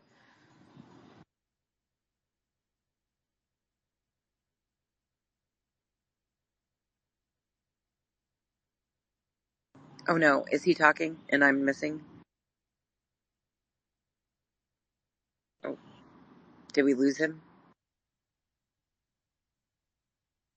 Sorry, Sarah, who were you speaking to? I have a vacuum going in here, No so it's worries. hard to hear. I think JK Philly fan fell down. But yeah, Rick, what do you think about? I'm not a proponent for. I mean, I'm a proponent. I would love the government to give us full disclosure, but I just don't see that happening. What? How are you? I mean, I had asked Lou a couple of weeks ago, Lou Elizondo. I asked him if there was a war between the contractors and the government for UFO disclosure, and he said yes. That was it. Period. Done. What are your thoughts on that? Yeah, there's a lot of animosity between a government, especially DARPA contractors, and what is occurring. So I don't know about a war, but I'd say there's a lot of animosity, and there's probably a lot of infighting too. Can you break that I know down? there's one particular.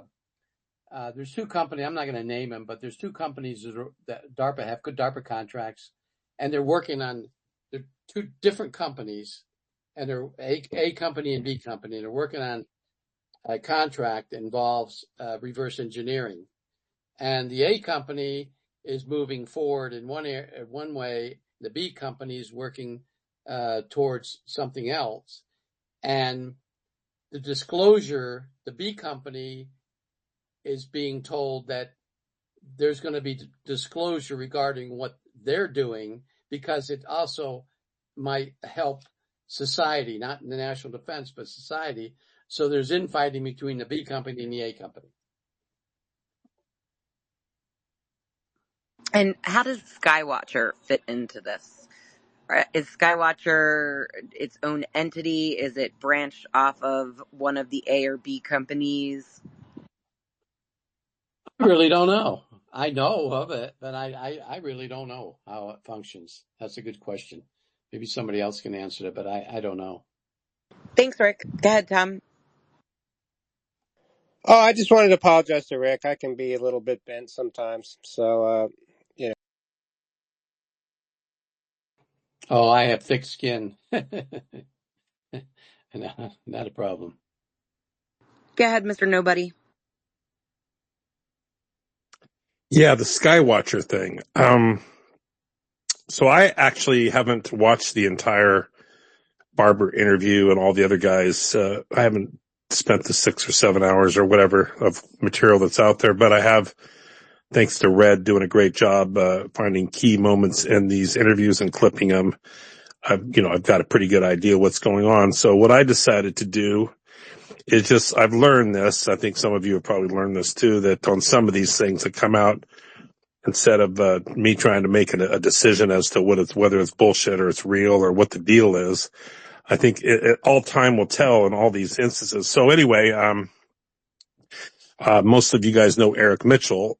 He was contacted by Skywatcher, and I know another guy who lives in Las Vegas that was also contacted. And so I know that it's real. Okay.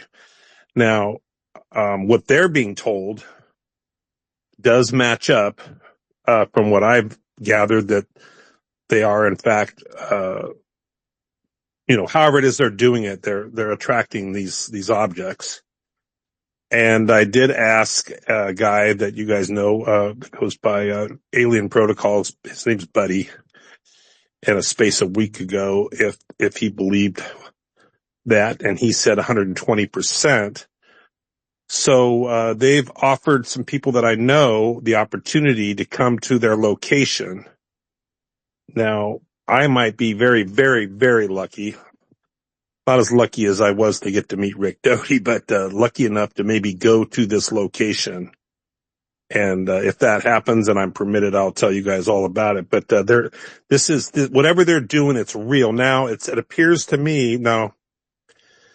I know a little bit about this. I'm not going to talk about because I've been, Rick shared some things with me and some other things I've got from other people. But there is some controversy there, so I wouldn't be surprised.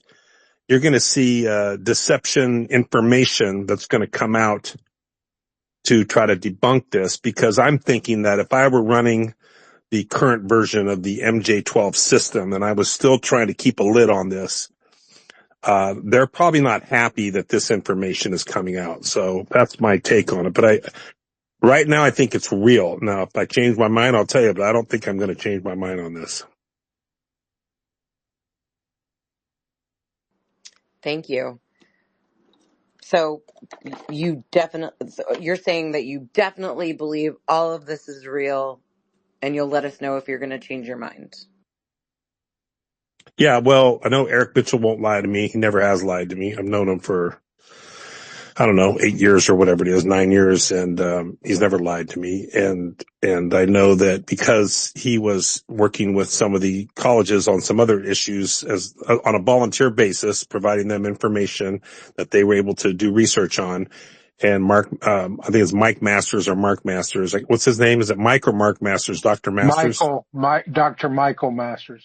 Yeah, Dr. Michael Masters, as you guys probably have heard, he's done a few interviews, and one or two of the interviews he did mention Eric's name. And I thought, well, then I waited a little while and I contacted Eric. I said, so, your name was mentioned in these interviews. I'm thinking these guys, if they're the big shot that they think they are, they would have contacted you and asked you for an interview. And he said, no, nobody's contacted me. So I thought that was interesting that here they are interviewing Jake Barber for 3 hours about this program, or Dr. Masters in this case, about an experience that he had with Eric Mitchell at a UFO conference, which was a true story, actually.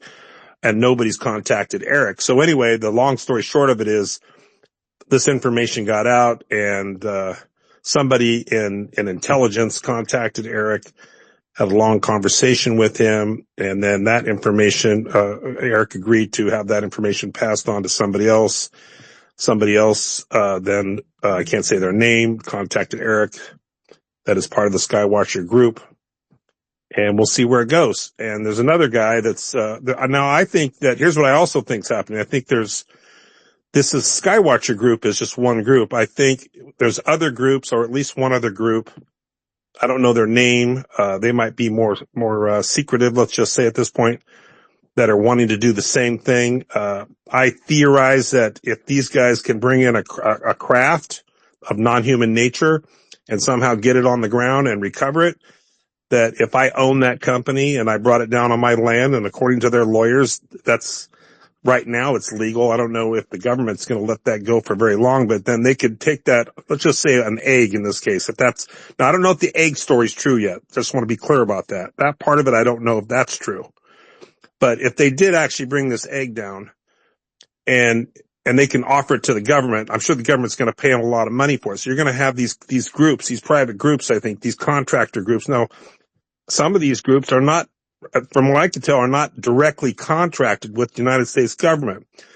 I think if they're smart, though, they will stay contracted with the government, because if they try to do it on the side, they're going to run into some problems. That's just what I think will end up happening. There might be some problems with that down the road.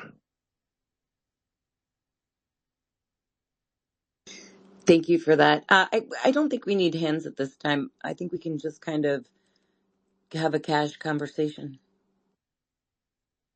Well, just since Thomas wasn't able to comment, and I was just curious if Richard Doty could comment on the Fort Monmouth UFO case or the Passaic, New Jersey case. And I think the fact that these Tom, cases Tom, aren't, re- no. come on, man. Let it ride, please. Don't, please. Well, I just think the fact that nobody comments on them makes them more significant. But I was just curious I if Rick mean, had a comment. I'll shut Tom, up. just to I've been researching stuff, but there's the phenomenon itself is extremely vast. I haven't even begun. I mean, I would say that, like, in my research, I've done maybe 2% of of the overall research out there. I mean, maybe 4%. You know what I mean? So even MJ12 is something I came across when I was doing deep dives into Kennedy, something I came across when I was, doing deep dives into weird government conspiracies, obviously. But I never, that was never my focal point at the time. And it isn't at this exact moment, but if someone asked me about MJ12, I would have the same answer that Tom had, because I don't feel like I could talk on it. I'm going to be honest, and I don't want to feed you bullshit, so I mean, like, we got to give grace where grace, is, I guess, at this point. That's where I'm coming from. No, love that. Love that. Totally cool with that. And I just, since this is kind of like the after hours party, and if Rick's okay with it, I just wanted to put him on the spot a little bit. But if Elections doesn't want to go there, I'm okay with it, because it's, to me, Rick is an Air Force OSI guy, right? In this case, has the Inspector General report from the Air Force OSI, and you have Wright-Patterson Air Force Base calling the Star Ledger in New Jersey to get him to not run a UFO story. So I think Rick might be a good person to comment on it. But if Elections, you don't want to go there, I'll leave it up to you. I think it's a fair question, Elections. Rick, have you heard of this Well, no, case? I've heard of Fort Monmouth. In fact, I remember if it was Wendell or Robert Dean. They gave a lecture on some of these cases. It was a while back, 10, 15, 20 years ago. And Fort Monmouth, the 1951 Fort Monmouth case, he brought it up, and he gave a quick, probably a 10-minute presentation on it, and what had allegedly occurred, the radar sightings, the scrambling of jets, fighter interceptors from a base, I believe in New Jersey or in Delaware or Dover. Anyways, I know of it, but I've never seen anything in any classified documents regarding it. So all I can say is I heard about it from, I can't remember if it was Robert Dean or it was Wendell that gave it. He gave I think he mentioned probably 10 different cases that weren't necessarily in UFO literature, and that was one of them. And that's really the only thing I know about it. How about the Passaic, New Jersey case, 1952, July 31st? Because that's the one with the Air Force OSI Inspector General report. The FBI investigated. There's a lot of good data there. 7 pictures, 5 negatives were analyzed, and that's where ITT Corporation is right next door.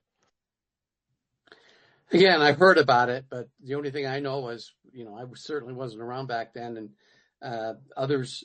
There's a senior OSI agent that was one of my supervisors at Area 51. He passed away, but he was around during that time, and he mentioned something about it once, but I think it was, I think they figured out what it was.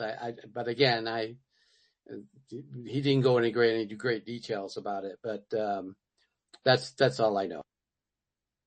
Well, don't you think you should be more educated if you're the Air Force OSI expert? Wow, that's a little rude, Tom. That's very disrespectful to Rick. I'm not the expert. I think he was being sarcastic. I'm not the expert. Were you being sarcastic, Tom? Why do I think he was being sarcastic? I'm the expert. I'm the OSI expert. Tom Hogan's out there talking about these things too. And he was Richard Weaver, who was my boss at one time. Now he's talking about these things. I think they could be the experts. I only spent 12 years in OSI, so I wouldn't consider myself an expert in those areas. And I'm not talking about it.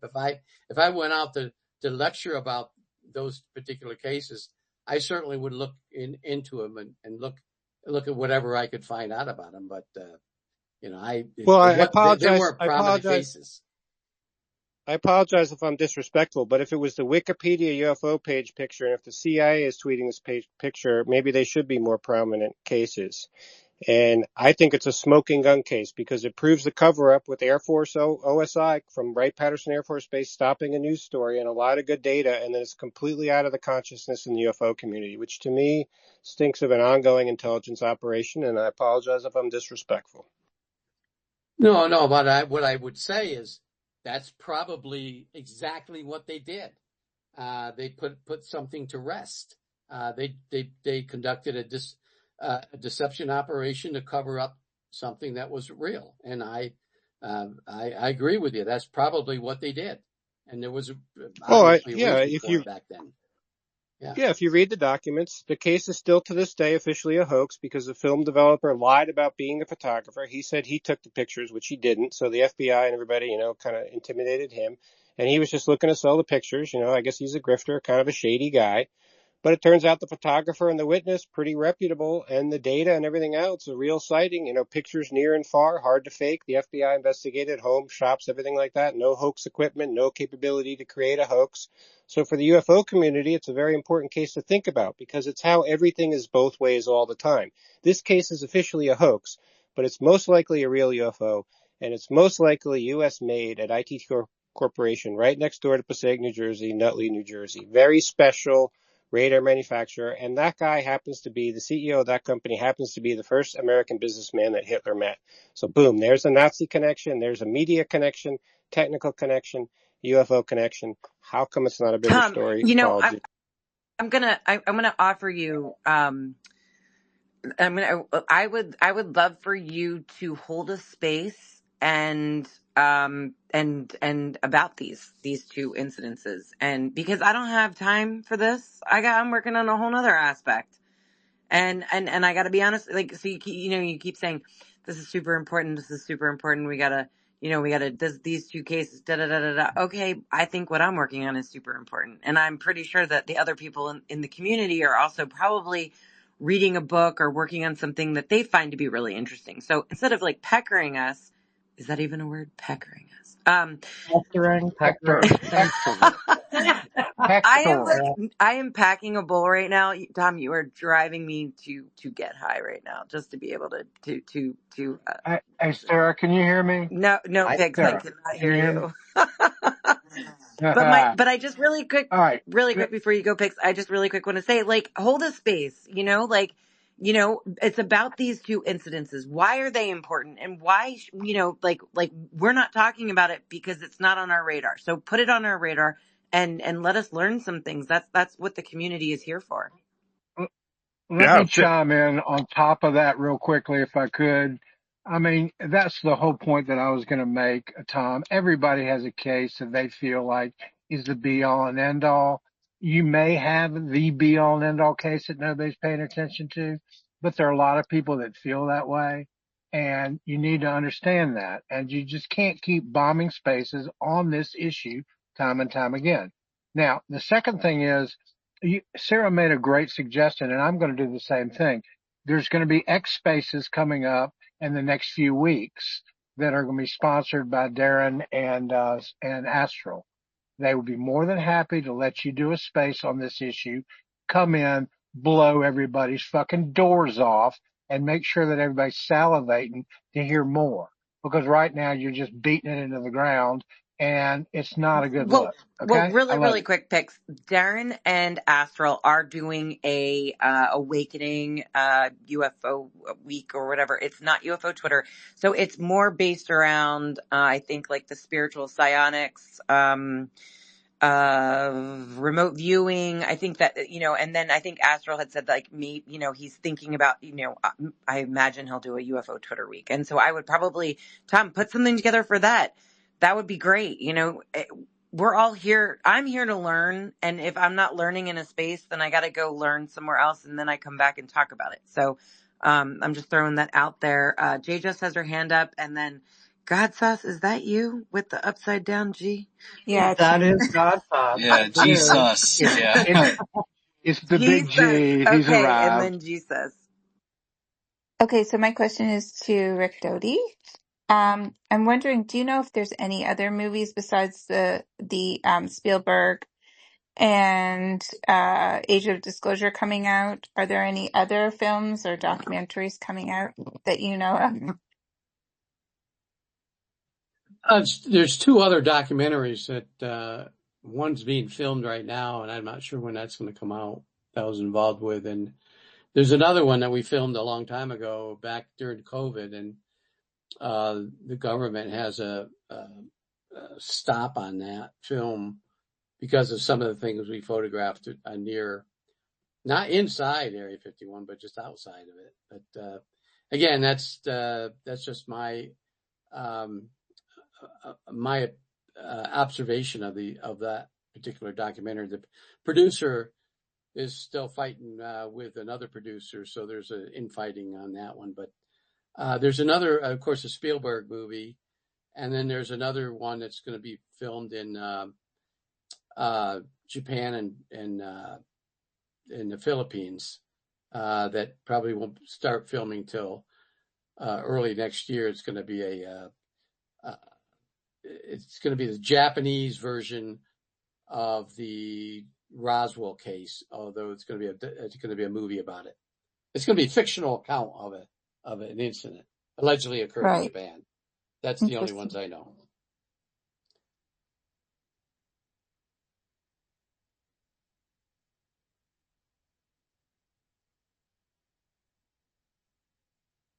Oh, by the way, Eric Mitchell's film's coming out, I believe, June 1st at The Contact in the Desert.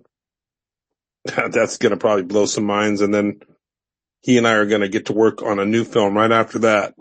Is it going to be I'll be knocking released on. though for like streaming? Well, I don't know how they're going to release it. They might already have some copies printed up, like on DVDs or whatever, and sell them right there. I'm not sure how they're going to do it yet. I don't know all those details.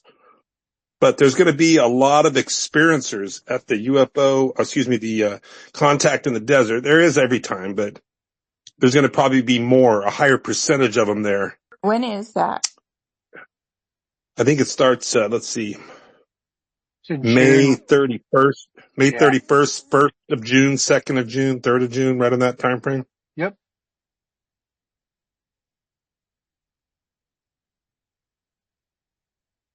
Amazing.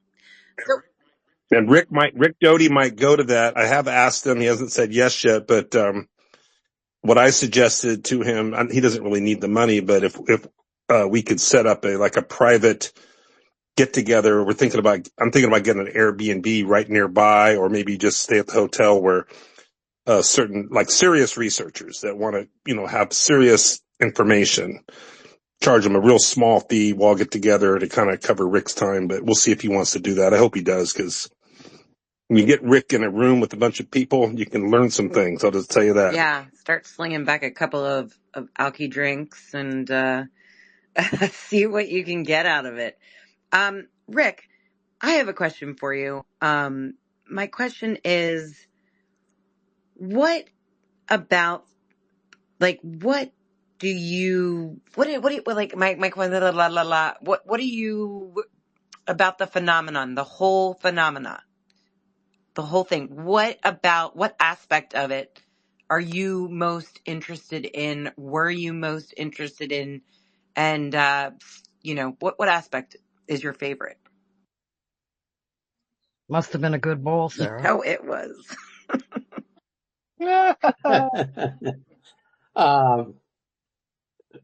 Wow. There's so many. Rick, before you answer that, that's a great question, because that's exactly what I asked Rick in 2019, and he said abductions. Is that not right, Rick? Yeah. I think the greatest phenomena in the UFO UAP dilemma, I call it dilemma, is the abduction phenomena.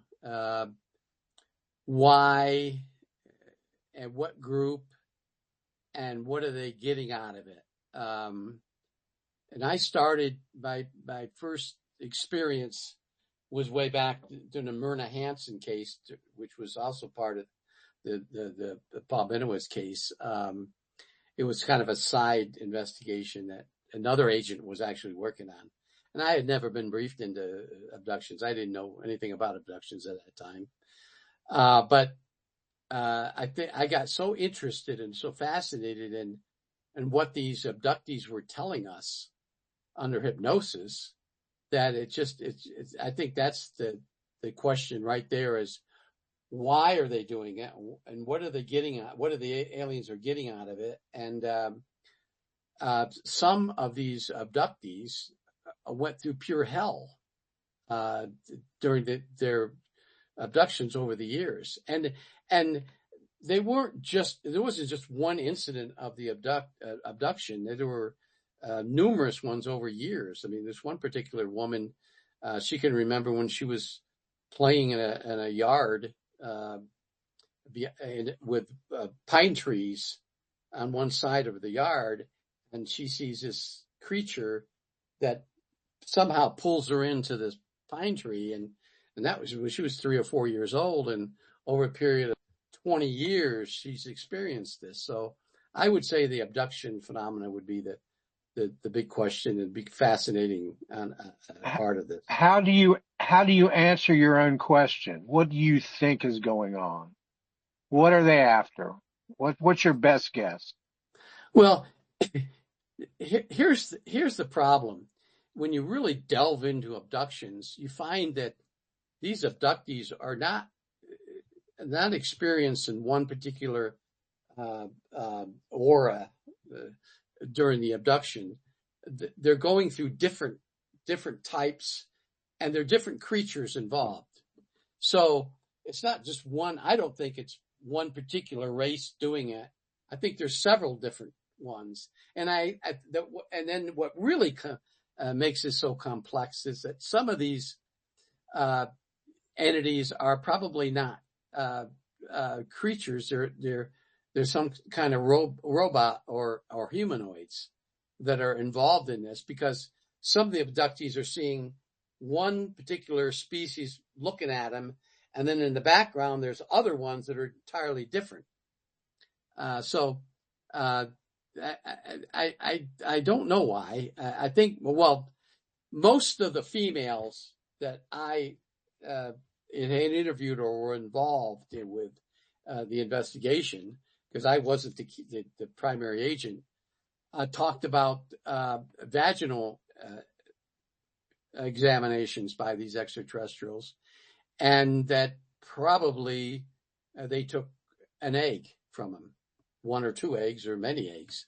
So I think there's something to do with the genetics, studying our genetics, manipulating our genetics or connecting our genetics to their biologies, something like that.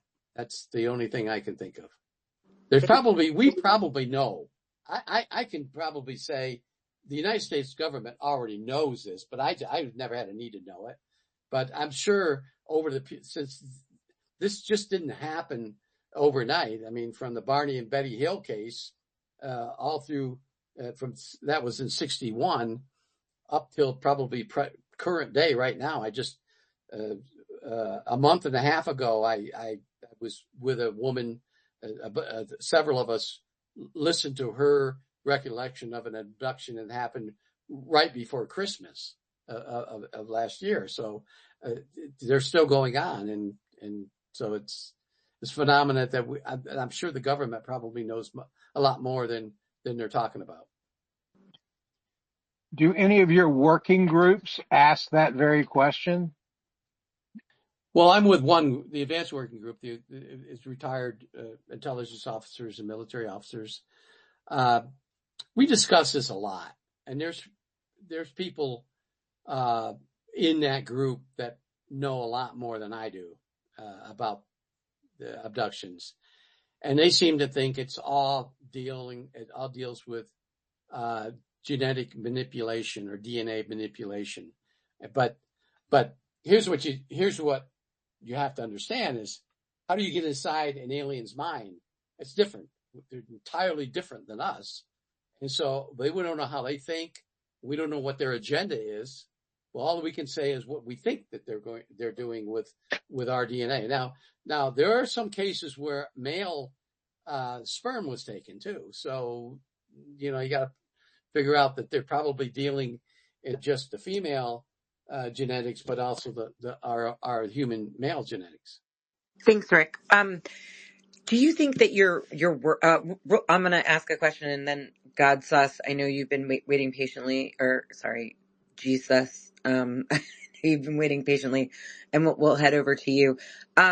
Rick, what would your group be interested in doing, like an X space panel? Do you think maybe? I've approached them with this, also with a possible podcast. I'm not a leader of the group. I would have to defer to them. I can always ask them. They do monitor these spaces. There's probably 4 or 5 working group people who are in this space because they knew Tom was going to talk, and they're interested in what Tom was saying. A couple of them are Tom's friends, but their names are not publicly known. And they come into these spaces and they listen, and they never come up to talk.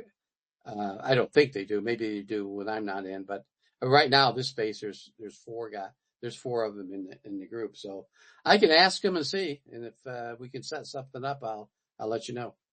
Yeah, that would be amazing. Gosh, wouldn't that be really neat to have an entire panel, and so, just, yeah, please let me know. Jesus, what's up?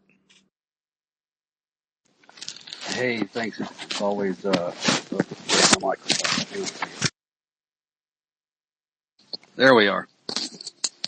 It's always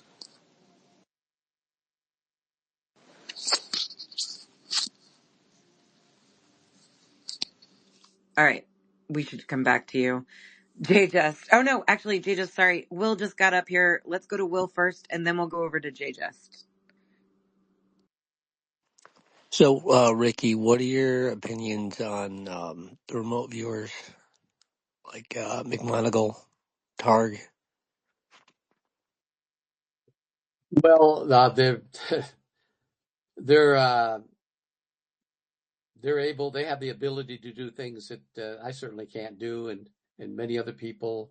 There are a whole list of remote viewers that I've met during my time when I was employed by Dr. Putoff, and they've always astounded me with their abilities. I actually went through the Ed Dames School of Remote Viewing, and unfortunately I didn't get a very high rating in that because I just couldn't catch on to what everyone else was doing in the class. But people have unique abilities, and some people don't know they have it. And the military remote viewers had especially Pat Price had an enormous gift, I call it, that what they can do, and the newer generation now, which they don't call remote viewing, we call thought projection acquisition. We actually met in our group, our advanced working group, when we had a meeting in December. We actually met a guy that had he retired out of it, but he came in and gave us a non-classified briefing on what the thought projection acquisition does. And it wasn't a whole lot because most of it still is classified, but I think it's fascinating that there are people out there that can do that. Well, if you're And I also interested in lab ratting me, I'm more than willing to volunteer for it. Okay. All right. Noted. My DMs are open, so if you're ever actually considering it, feel free to message me. Okay, I will. hey, sorry about that before. All my options fell away and the voices fell away. I'm like, oh my gosh. But I recycled. I had a question for Rick. It's always nice to talk to you, Rick. The last time I had asked you about something, and you were like, oh yeah, it's called such and such, and we don't have to open that back up. But I have a question about this, what we've been calling a lattice, and if there's a way to test for it. And I know you can't possibly give away everything, right? You can't spill all the beans. But was there a way that you guys had that was an official process for testing people for some kind of an interactive something that began coalescing? They may have related it to psi abilities or something like that, but it's etheric lattice. I don't like using that word, but is there anything like this that you know about that connects people and connects the earth to us and everything? What I do know is that the government, the Army, started experimenting with paranormal research back in the 60s. They went out and they developed tests to determine if somebody had a paranormal ability, a psychic ability. And that, of course, led up to SDI, what Dr. Putoff and Targ and the others did at Stanford, and the development of the remote viewing procedure. And then over the years, the government continued in secret to find these people that had more or different abilities, and then they came up with this new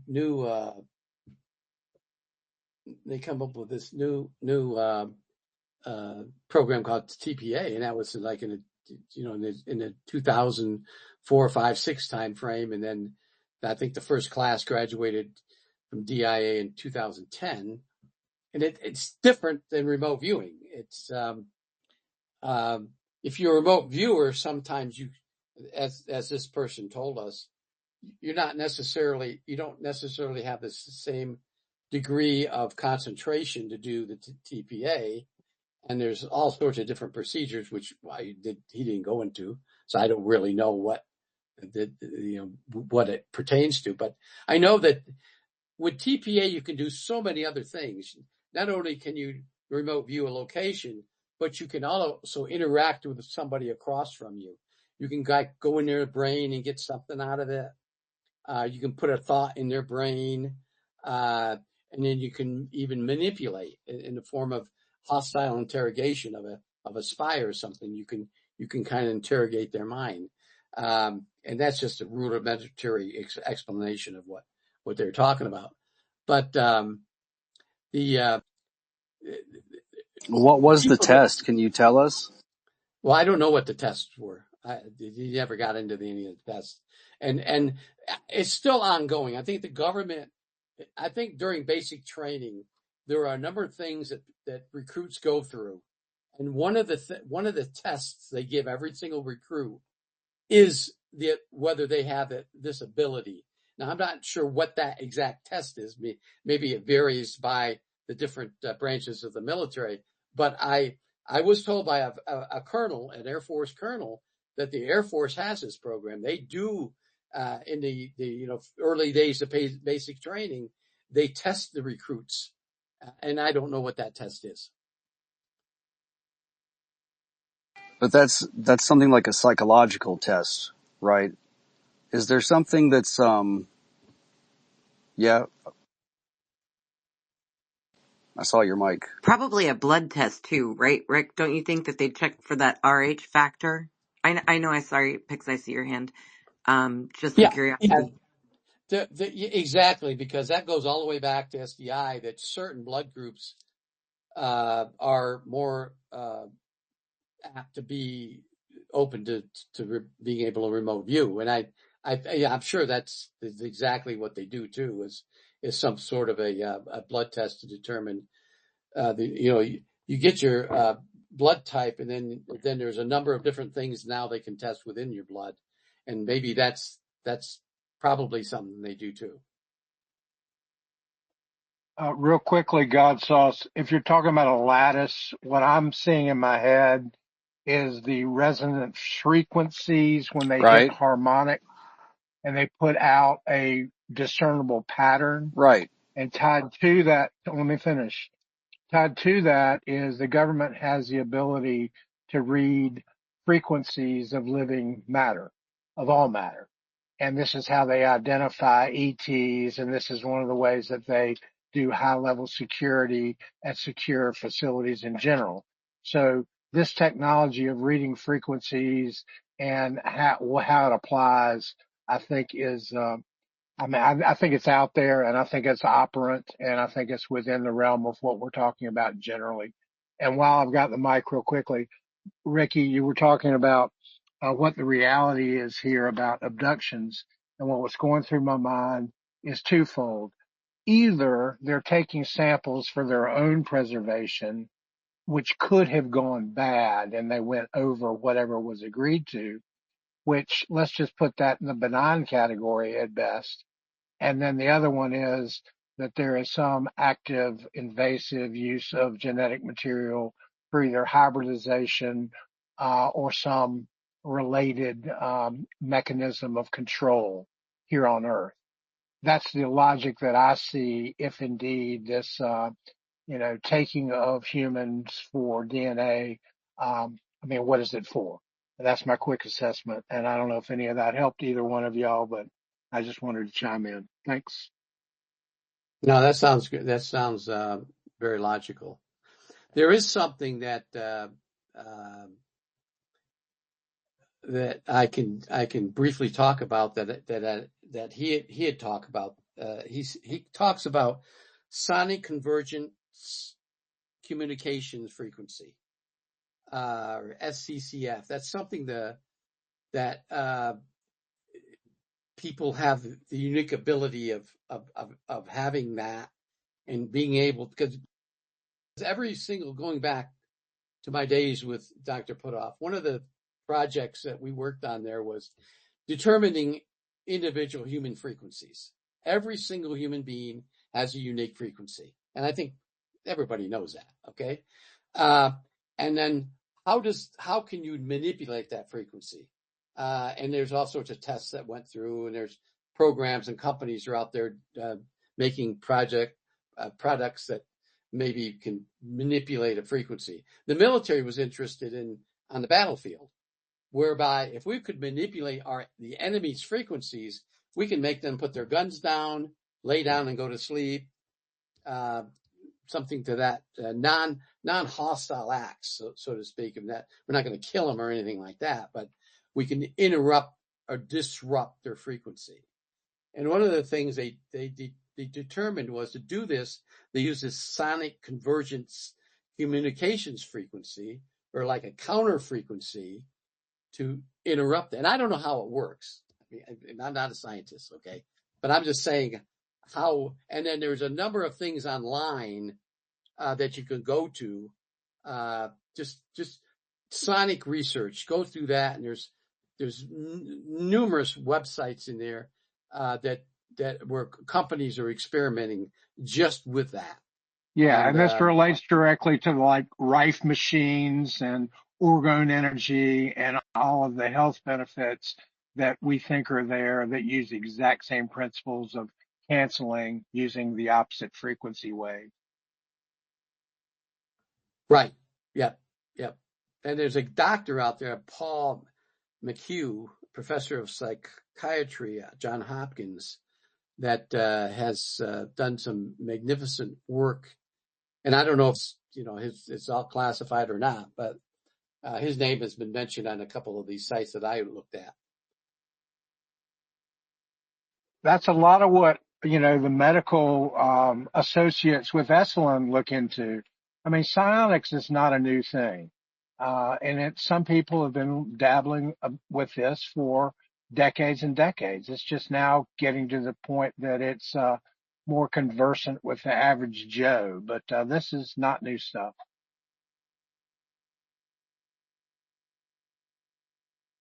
Oh no, you're right. It's been going on for a long time.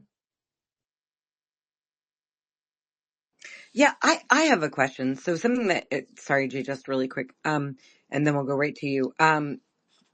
In my recent research, I came across a SoundCloud recording of Russell Targ, Hal Puthoff, Jack Sarfati, and I believe a woman and another man whose voice I can't make out or know. And it's from 1973, and Jacques Vallée set up the meeting. And in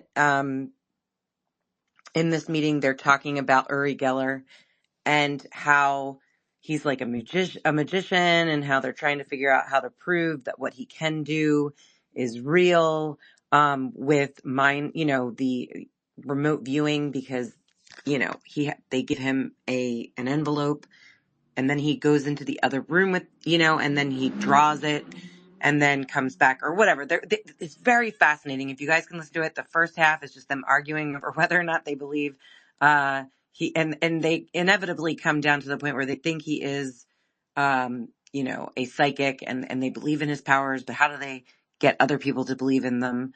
And this was back in 73. So I'm curious, Ricky, when you entered in the early 80s, my question to you is, what did you know about this? I know that they're talking about SRI. That was where Hal came out of. Well, they all pretty much were working there. But what's your thought on the remote viewing at that time when you came in the 80s, and even the links to, throwing this out there, the time travel portion? Well, when I came in the late 70s, we during the intelligence operations course and all the different training I went through to become an intelligence officer, they never once mentioned remote viewing. It wasn't even in any manuals, either classified or unclassified. So I knew nothing of remote viewing until 1983 timeframe, 83, 84 timeframe, when we were actually doing something with remote viewing and again, in intelligence or in the military, you're only given access to what you need to know. You don't, just because you have a security clearance doesn't mean you get to know everything. It's a need to know basis. And we only were told what we needed to know on this particular operation.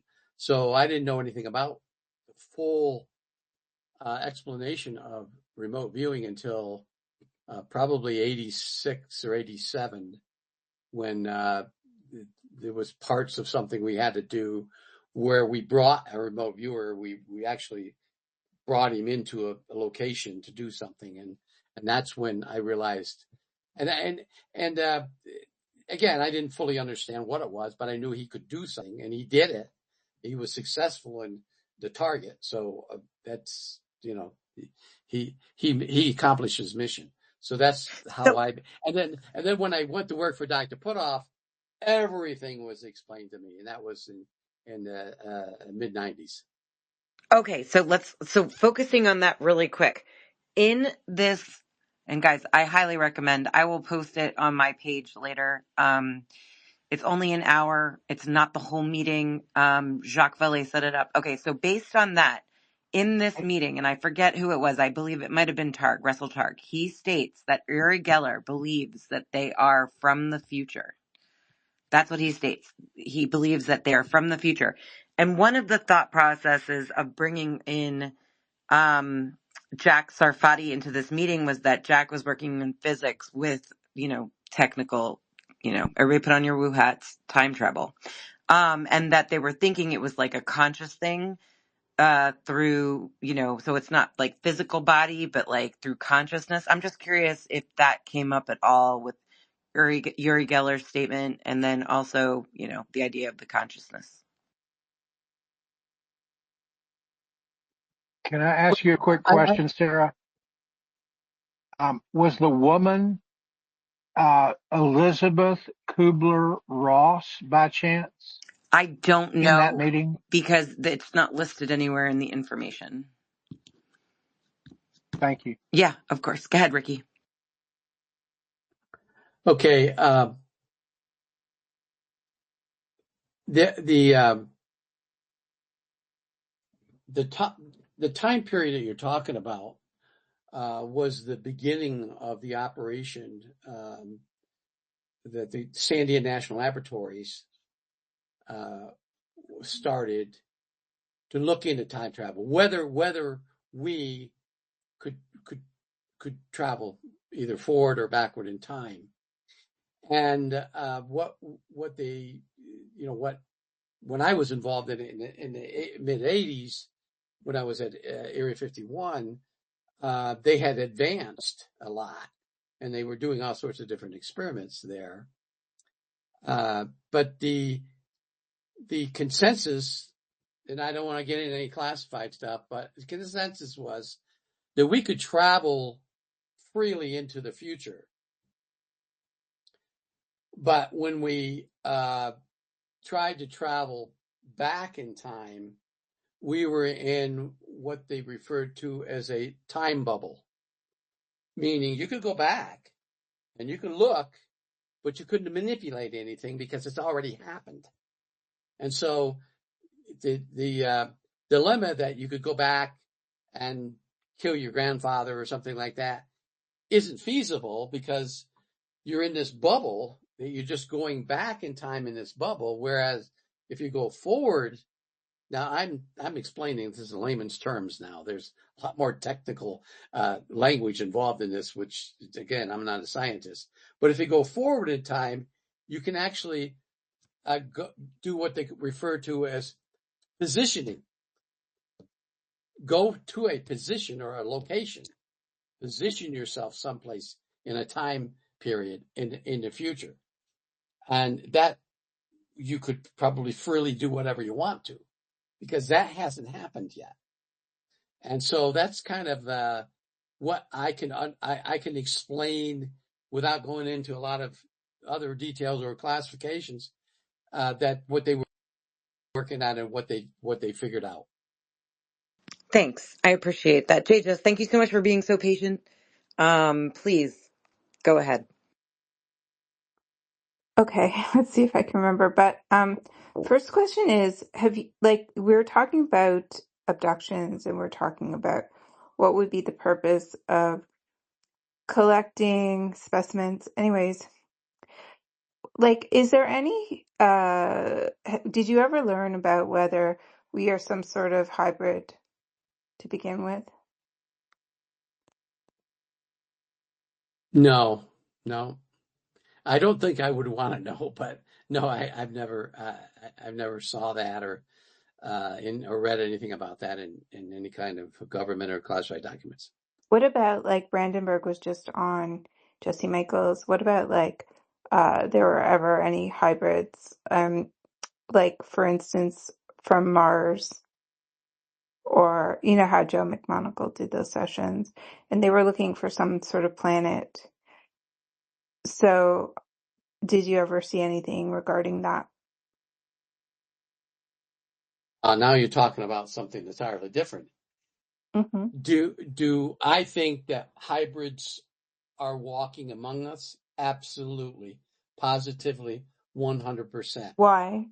The extraterrestrials have been visiting us for thousands of years, and they probably integrated somehow, but not everyone. There's probably, they pick on certain people. I don't know how they do it because I can't get in the mind of an extraterrestrial, but we know that there are hybrids, human hybrids. I mean, I knew this when I was in because I worked with one. The Katie Smith story I tell on Gaia, that's a real story. She was, came on later, not identifying herself, that she was in fact a hybrid. And there's ways the government figured that out, and I can't go into the details. But yes, there are hybrids. Now, I don't know the differences. I would know the difference between a hybrid that's from an extraterrestrial race from the Andromeda galaxy or one from some other galaxy. I mean, I don't understand that. I'm sure maybe we know it, but I just don't know it. But I do know that there are hybrids in our society. Okay. And also with the thought acquisition program, what was the accuracy? Did they talk about accuracy rate with that? Yeah, he said that, in remote viewing, the accuracy rate was about 65%, generally speaking. But people like Pat Price and Monagle, they can bring that up to about 85 to 90%. With TPA, it's a steady 80%. And again, it depends on the experiencer. And they call themselves, they don't call them remote viewers anymore, because it's TPAs. But the TPA people the military calls them experiencers. So don't get mixed up with the civilian side of it. But the experiencers, it varies, but it's a lot better success rate with TPA than when remote viewing. Are they using like some sort of chemical to enhance this, or like electrical or device to enhance this in others, or just people are naturally trained to do this? I wouldn't have any idea, but they go through 1 year of training. Their classes are from June to June, so it's a year of training. So that's more than a remote viewer got. A remote viewer was between 17 and 19 weeks, and now these TPA people go through a year of training. So and I don't know what that training is, and I don't know whether any drugs or electrical stimulus is used. Also, I was wondering if, like, any of the guys that you've talked to have been at the crash retrieval. A lot of the people who worked with crash retrieval, I've seen two reports talking about feelings and love, or I believe a long time ago, I forget his name, Jonathan something or other, a young guy.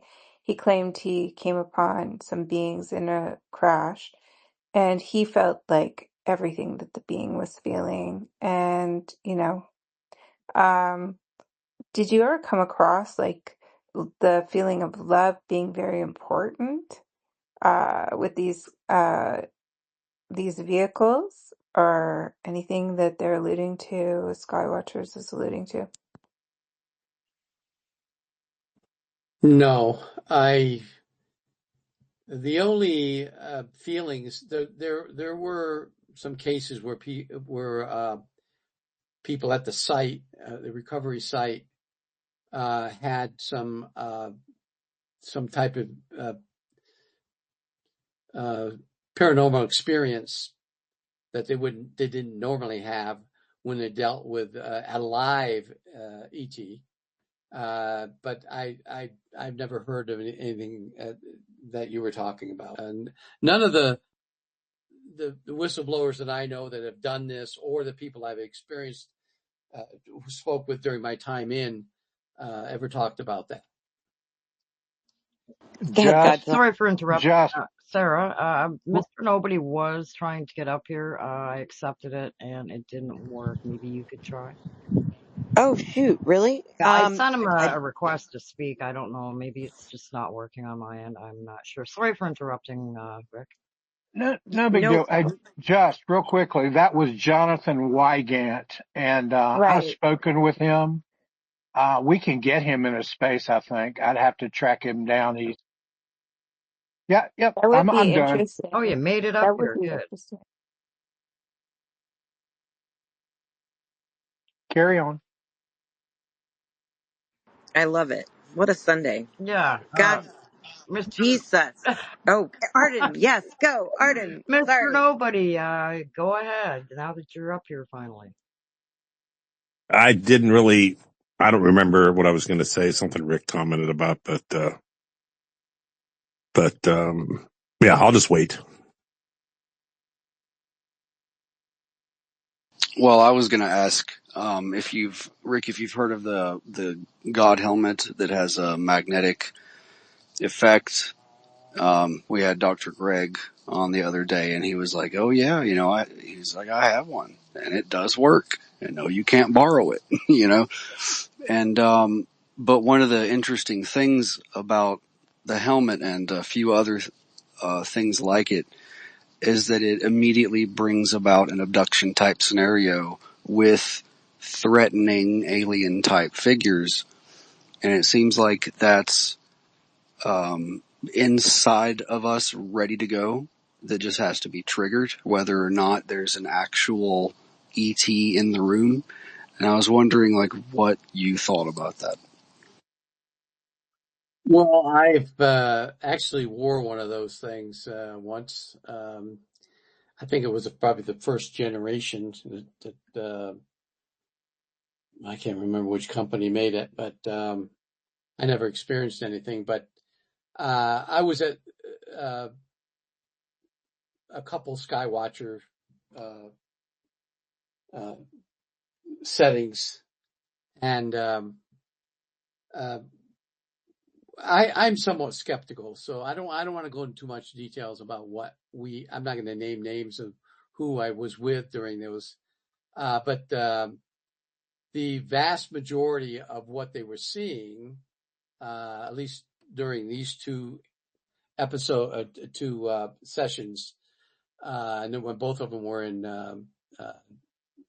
one was in Nevada, one was in Arizona, were satellites. And some of these other things they were seeing were aircrafts, because we had, myself and another person who came there, we had a little portable radar system.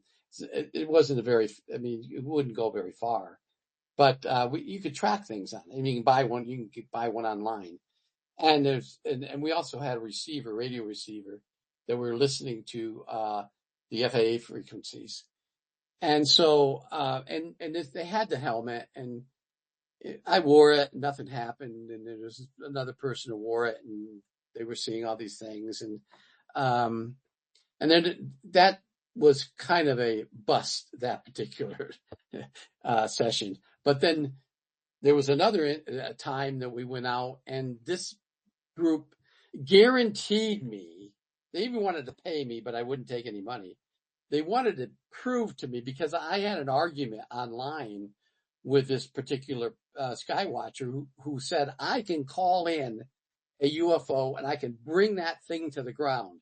And I said, fine. Oh, I'd love to see it, but I don't think you can do it. He said, I'll show you. So I went out there with some other people, and Eric knows all about this, and we sat there, we did, him and his group are calling these things in. And he would say, look at this thing up. Now, I have to admit, there was two objects that appeared, and they came down, and they weren't drones. They looked to appear to be orbs. And I thought, my God, maybe he's really going to do this thing. But they never came close to the ground. They were probably a couple 1,000 feet above us, but they did fly around. And I don't know that I had an explanation of what they were, but none of that group never actually brought anything down on the ground. And when we finished 5.5 hours later, he said, I guess it just wasn't the right time for them to come down. And I didn't argue. I said, well, okay, maybe there's the weather. It was a little overcast, but it wasn't, the weather was nice, but a little overcast and a few clouds. So this is something so much more immediate, like intravenous ketamine sometimes can trigger this. And it's like, they're in the room with me, It's like, my God, they're right here. I thought I was outside. It turns out it was a lie, and it's like your walls disappear and you have an encounter right then. You never heard of something like that? No. When I put the helmet on, they told me what was going to happen, and didn't happen to me. Nothing happened at all. I didn't have any visions or anything like that. And maybe it just was me, because other people were putting it on, saying they Hey, had an experience. So maybe it was just me. Ricky, quick question. If I recall correctly, did not that technology originate with Siemens company Exactly. originally? Yeah, exactly. Siemens.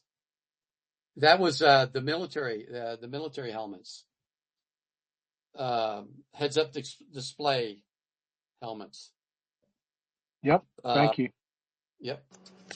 I'd like to welcome Diogene to the speaker panel. Diogene, how are you? I have How Hi, is it? welcome. hi. Thank you. Hi, everybody. Hey, hi, Mr. Dodi. I got a question for you. First, I must say I'm very happy to hear you that abduction is your among the favorite part of that subject. Because as you probably know, Jacques Vallée also point that we got to put experiences first in this field. So I'm very happy to hear from you. So let's assume that you are the president of USA and that your service, your administration, goes beyond the need to know and give you the full disclosure. And like, for example, Medvedev, the former president of Russia, was telling to everybody that there is a briefing which uh, deal with among more than 50 species. It's amazing. But yeah, so apparently the unfriendly ones, the bad ones, would say, are the most involved with us. And so that the abduction, the alien invasion that also Regan was pointing out, that so for that whole aspect of the takeover, would say, on the planet is true. They tell you that. So, and they also tell you, now disclosure is in your hand as a president because we don't know what to do with that. What would be, your decision? Because you always tell us you want disclosure, and, I'm very, happy also for that. But so do you, in your mind, what will going on? Like, can I give to my fellow citizenship the whole full disclosure, or do that pick up some to let hope in the society, not attempting to ruin it, because there is so various studies that Pudov and Bigelow have spoken about that it could potentially could crash, the society, the civilization. So, Mr. President Doty, could you give me your your plan, please? Thank you. Wow. A lot of power there. Well, I would first get the different entities that were controlling the information into the White House, into the Oval Office, and sit down, or into a skiff, and let them give me a full briefing on everything, not a quick 5-minute briefing, but a hour, 2, 5, 10, 5-day briefing on everything that we know about extraterrestrials. And then I'd have some smart people, advisors. I'd get together and say, okay, what do you think we should do? And how should we approach this? And I think the first thing I would do is map out strategy, a structured approach to disclosure. Let's start with history. Let's start and let the American people or the world know that we first had contact in whatever year we want to start with, whether 1947 or maybe before that. And then build from there what we've done and what we've gathered over that period of time, and then give the initial briefing, because the disclosure is not going to happen overnight. You might be able to get a quorum or a group of people together, a news conference where you talk about an hour of the history of our involvement with UFOs. And then the next briefing would be something else and something else. Being very careful not to disclose anything that would jeopardize our national security. That's what I would do. I love that so much. I cannot even begin to tell you. That's the most intelligent thing you've ever said on these spaces, Rick. God bless you. Thank you. And actually, I have to admit that comes from the consensus within the Advanced Working Group. That's actually the plan, the document, the 32-page document that we gave to the Senate staffers last year. Senator Schumer, of course, he was the majority leader back then, and with the idea of how we think disclosure should occur. And so the Senate has something like that sitting in their hand. Of course, the Senate's changed. Now it's Republican, and Thune is the majority leader. Whether they're going to do what we would recommend or not, it's up to them. Hey, Ricky, if you could send that to me, I would appreciate it. And we have something to talk about, I think. I look forward. Go ahead, Okay. Mr. Noty. Sorry, go ahead, Rick. No, I just say thanks. I'll do that. Mr. Nobody, did you remember what you wanted to say?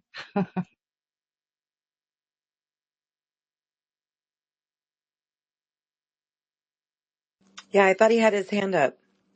I do see him with his hand up. Maybe he's still thinking about what he wanted to say. I'm not sure. Hey, Eric.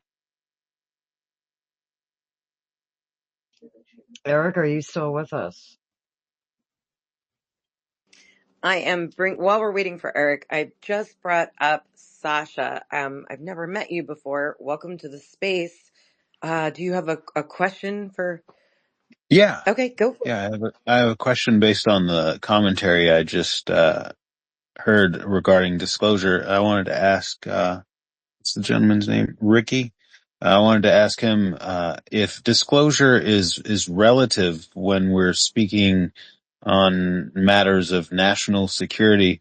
Um, how does that distill down? Like, my idea of national security might differ from yours and might differ from someone in a position of let's say political influence versus someone who's a journalist writing about some of these things on a disclosure level and sort of dispersing disclosure through redistributive methods. So how do you quantify the relativity of disclosure in this particular scenario?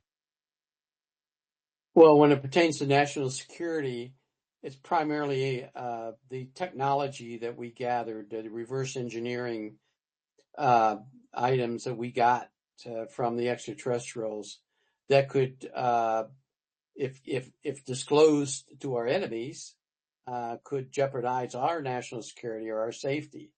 That's primarily what I'm talking about, and I'm not talking about anything else that could better our society, like, you know, a cure for cancer or something like that. No, that should be disclosed because that doesn't jeopardize national security. But any items that we have reverse engineered, that we have tucked away someplace, that's what I'm talking about. Okay. Wasn't that the problem with gain of function and all the controversy of gain of function was like the reverse engineering of a healthy component of virology and like the study of what you can do with particular proteins. I mean, a lot of this can be turned into a negative, is my estimation, right? Well, if you look at it that way, I guess, yeah, you're right. It could be turned that way. Yeah, so yeah, I just wanted to clarify some things because it's relative. Like, you almost have to get ahead of all the rotten stuff people are just waiting around, hoping that they'll be able to do. Could be a question for Lou Elizondo.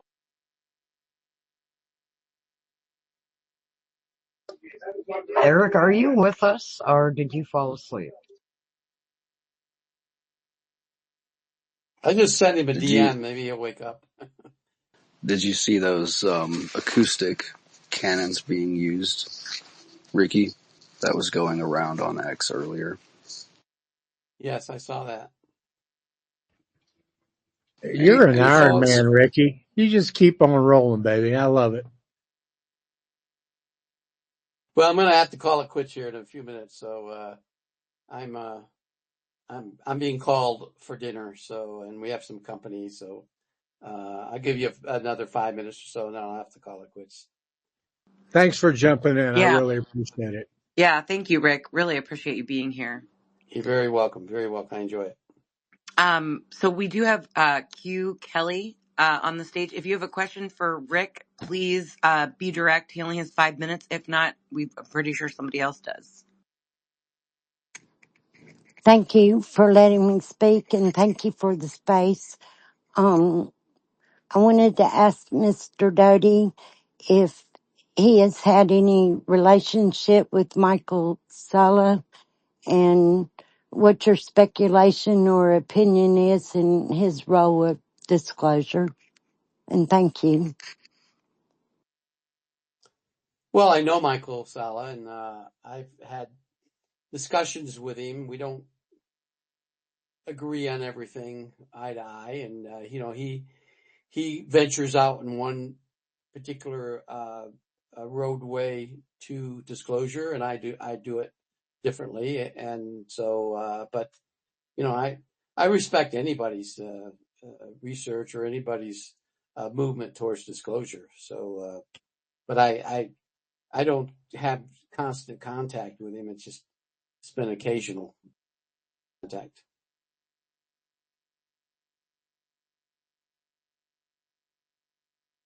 Do you have a follow-up, Q Kelly?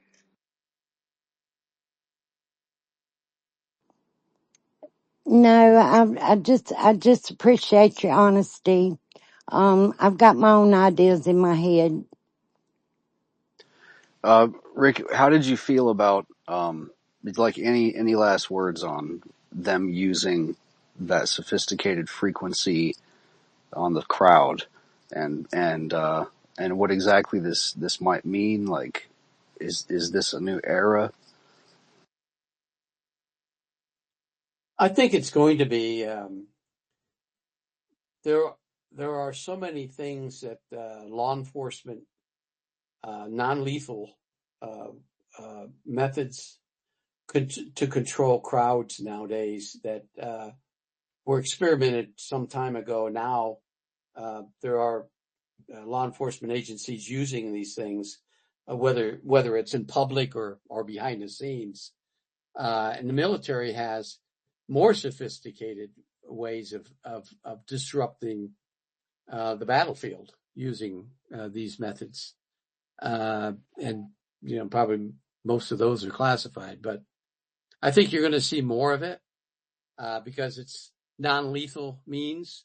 Colonel John Alexander wrote a paper years ago on non-lethal methods to control crowds, and one of those methods was what is being employed today. Yeah, especially in Japan, against Sea Shepherd organization boat. I've seen the video in 2012. They were using sound waves against Paul Watson and his crew, and it's awful. Apparently, I mean, it's so they know that technology for a long time now. Thank you, Diogene. Real quick, I know Rick has to go. Mr. Nobody, are you with us? I see your hand up right now. Sarah, I need to recycle quickly. My audio is giving me issues. I will be right back. Oh, sure. Go right ahead. All right. I don't think he's there, Rick. I'm going for the, he's not there. But I want to say thank you so much for joining the space and being here with us. Oh, you're very welcome. Yeah. You always hold a great space, and I really appreciate you and the others. I really enjoy the questions, and even if they're somewhat critical, I don't mind them. I mean, I'm pretty thick-headed and thick-skinned, and so I don't mind those. But yeah, You're I not enjoy it. I really thick-headed, Rick. Come on, you're thick-skinned. You're very welcome, and we can do it again whenever you want to. Just let me know. That sounds amazing. Enjoy your dinner with your friends. I'm actually also, Pix and Arden, if it's okay with you guys, I'm going to close up the space. I'm certain someone You can in the do what you want. community will, It's your room. it was your room. It all worked out, and I really appreciate both of y'all helping out, and Rick and everybody else. We did have a really nice evening. Tom did an amazing job. Just thank you to everybody, really. It was a really nice night. I cannot. Awesome space. Absolutely awesome. Thank you. Arden, yes, thank you. Pix, thank you. And thank you guys for being up here on the panel. Eric and J Just Will. I'm not going to get used to this God sauce, this G sus stuff. But yes, thank you guys. Have a great rest of your weekend. And I am certain He's now G-string. He doesn't like it, but that's now who he is forever. G-string, that love might it. actually hold. No, I'm kidding. I will see you guys in the next space. Thank you. Have a good night, everybody. Thank you, Sarah.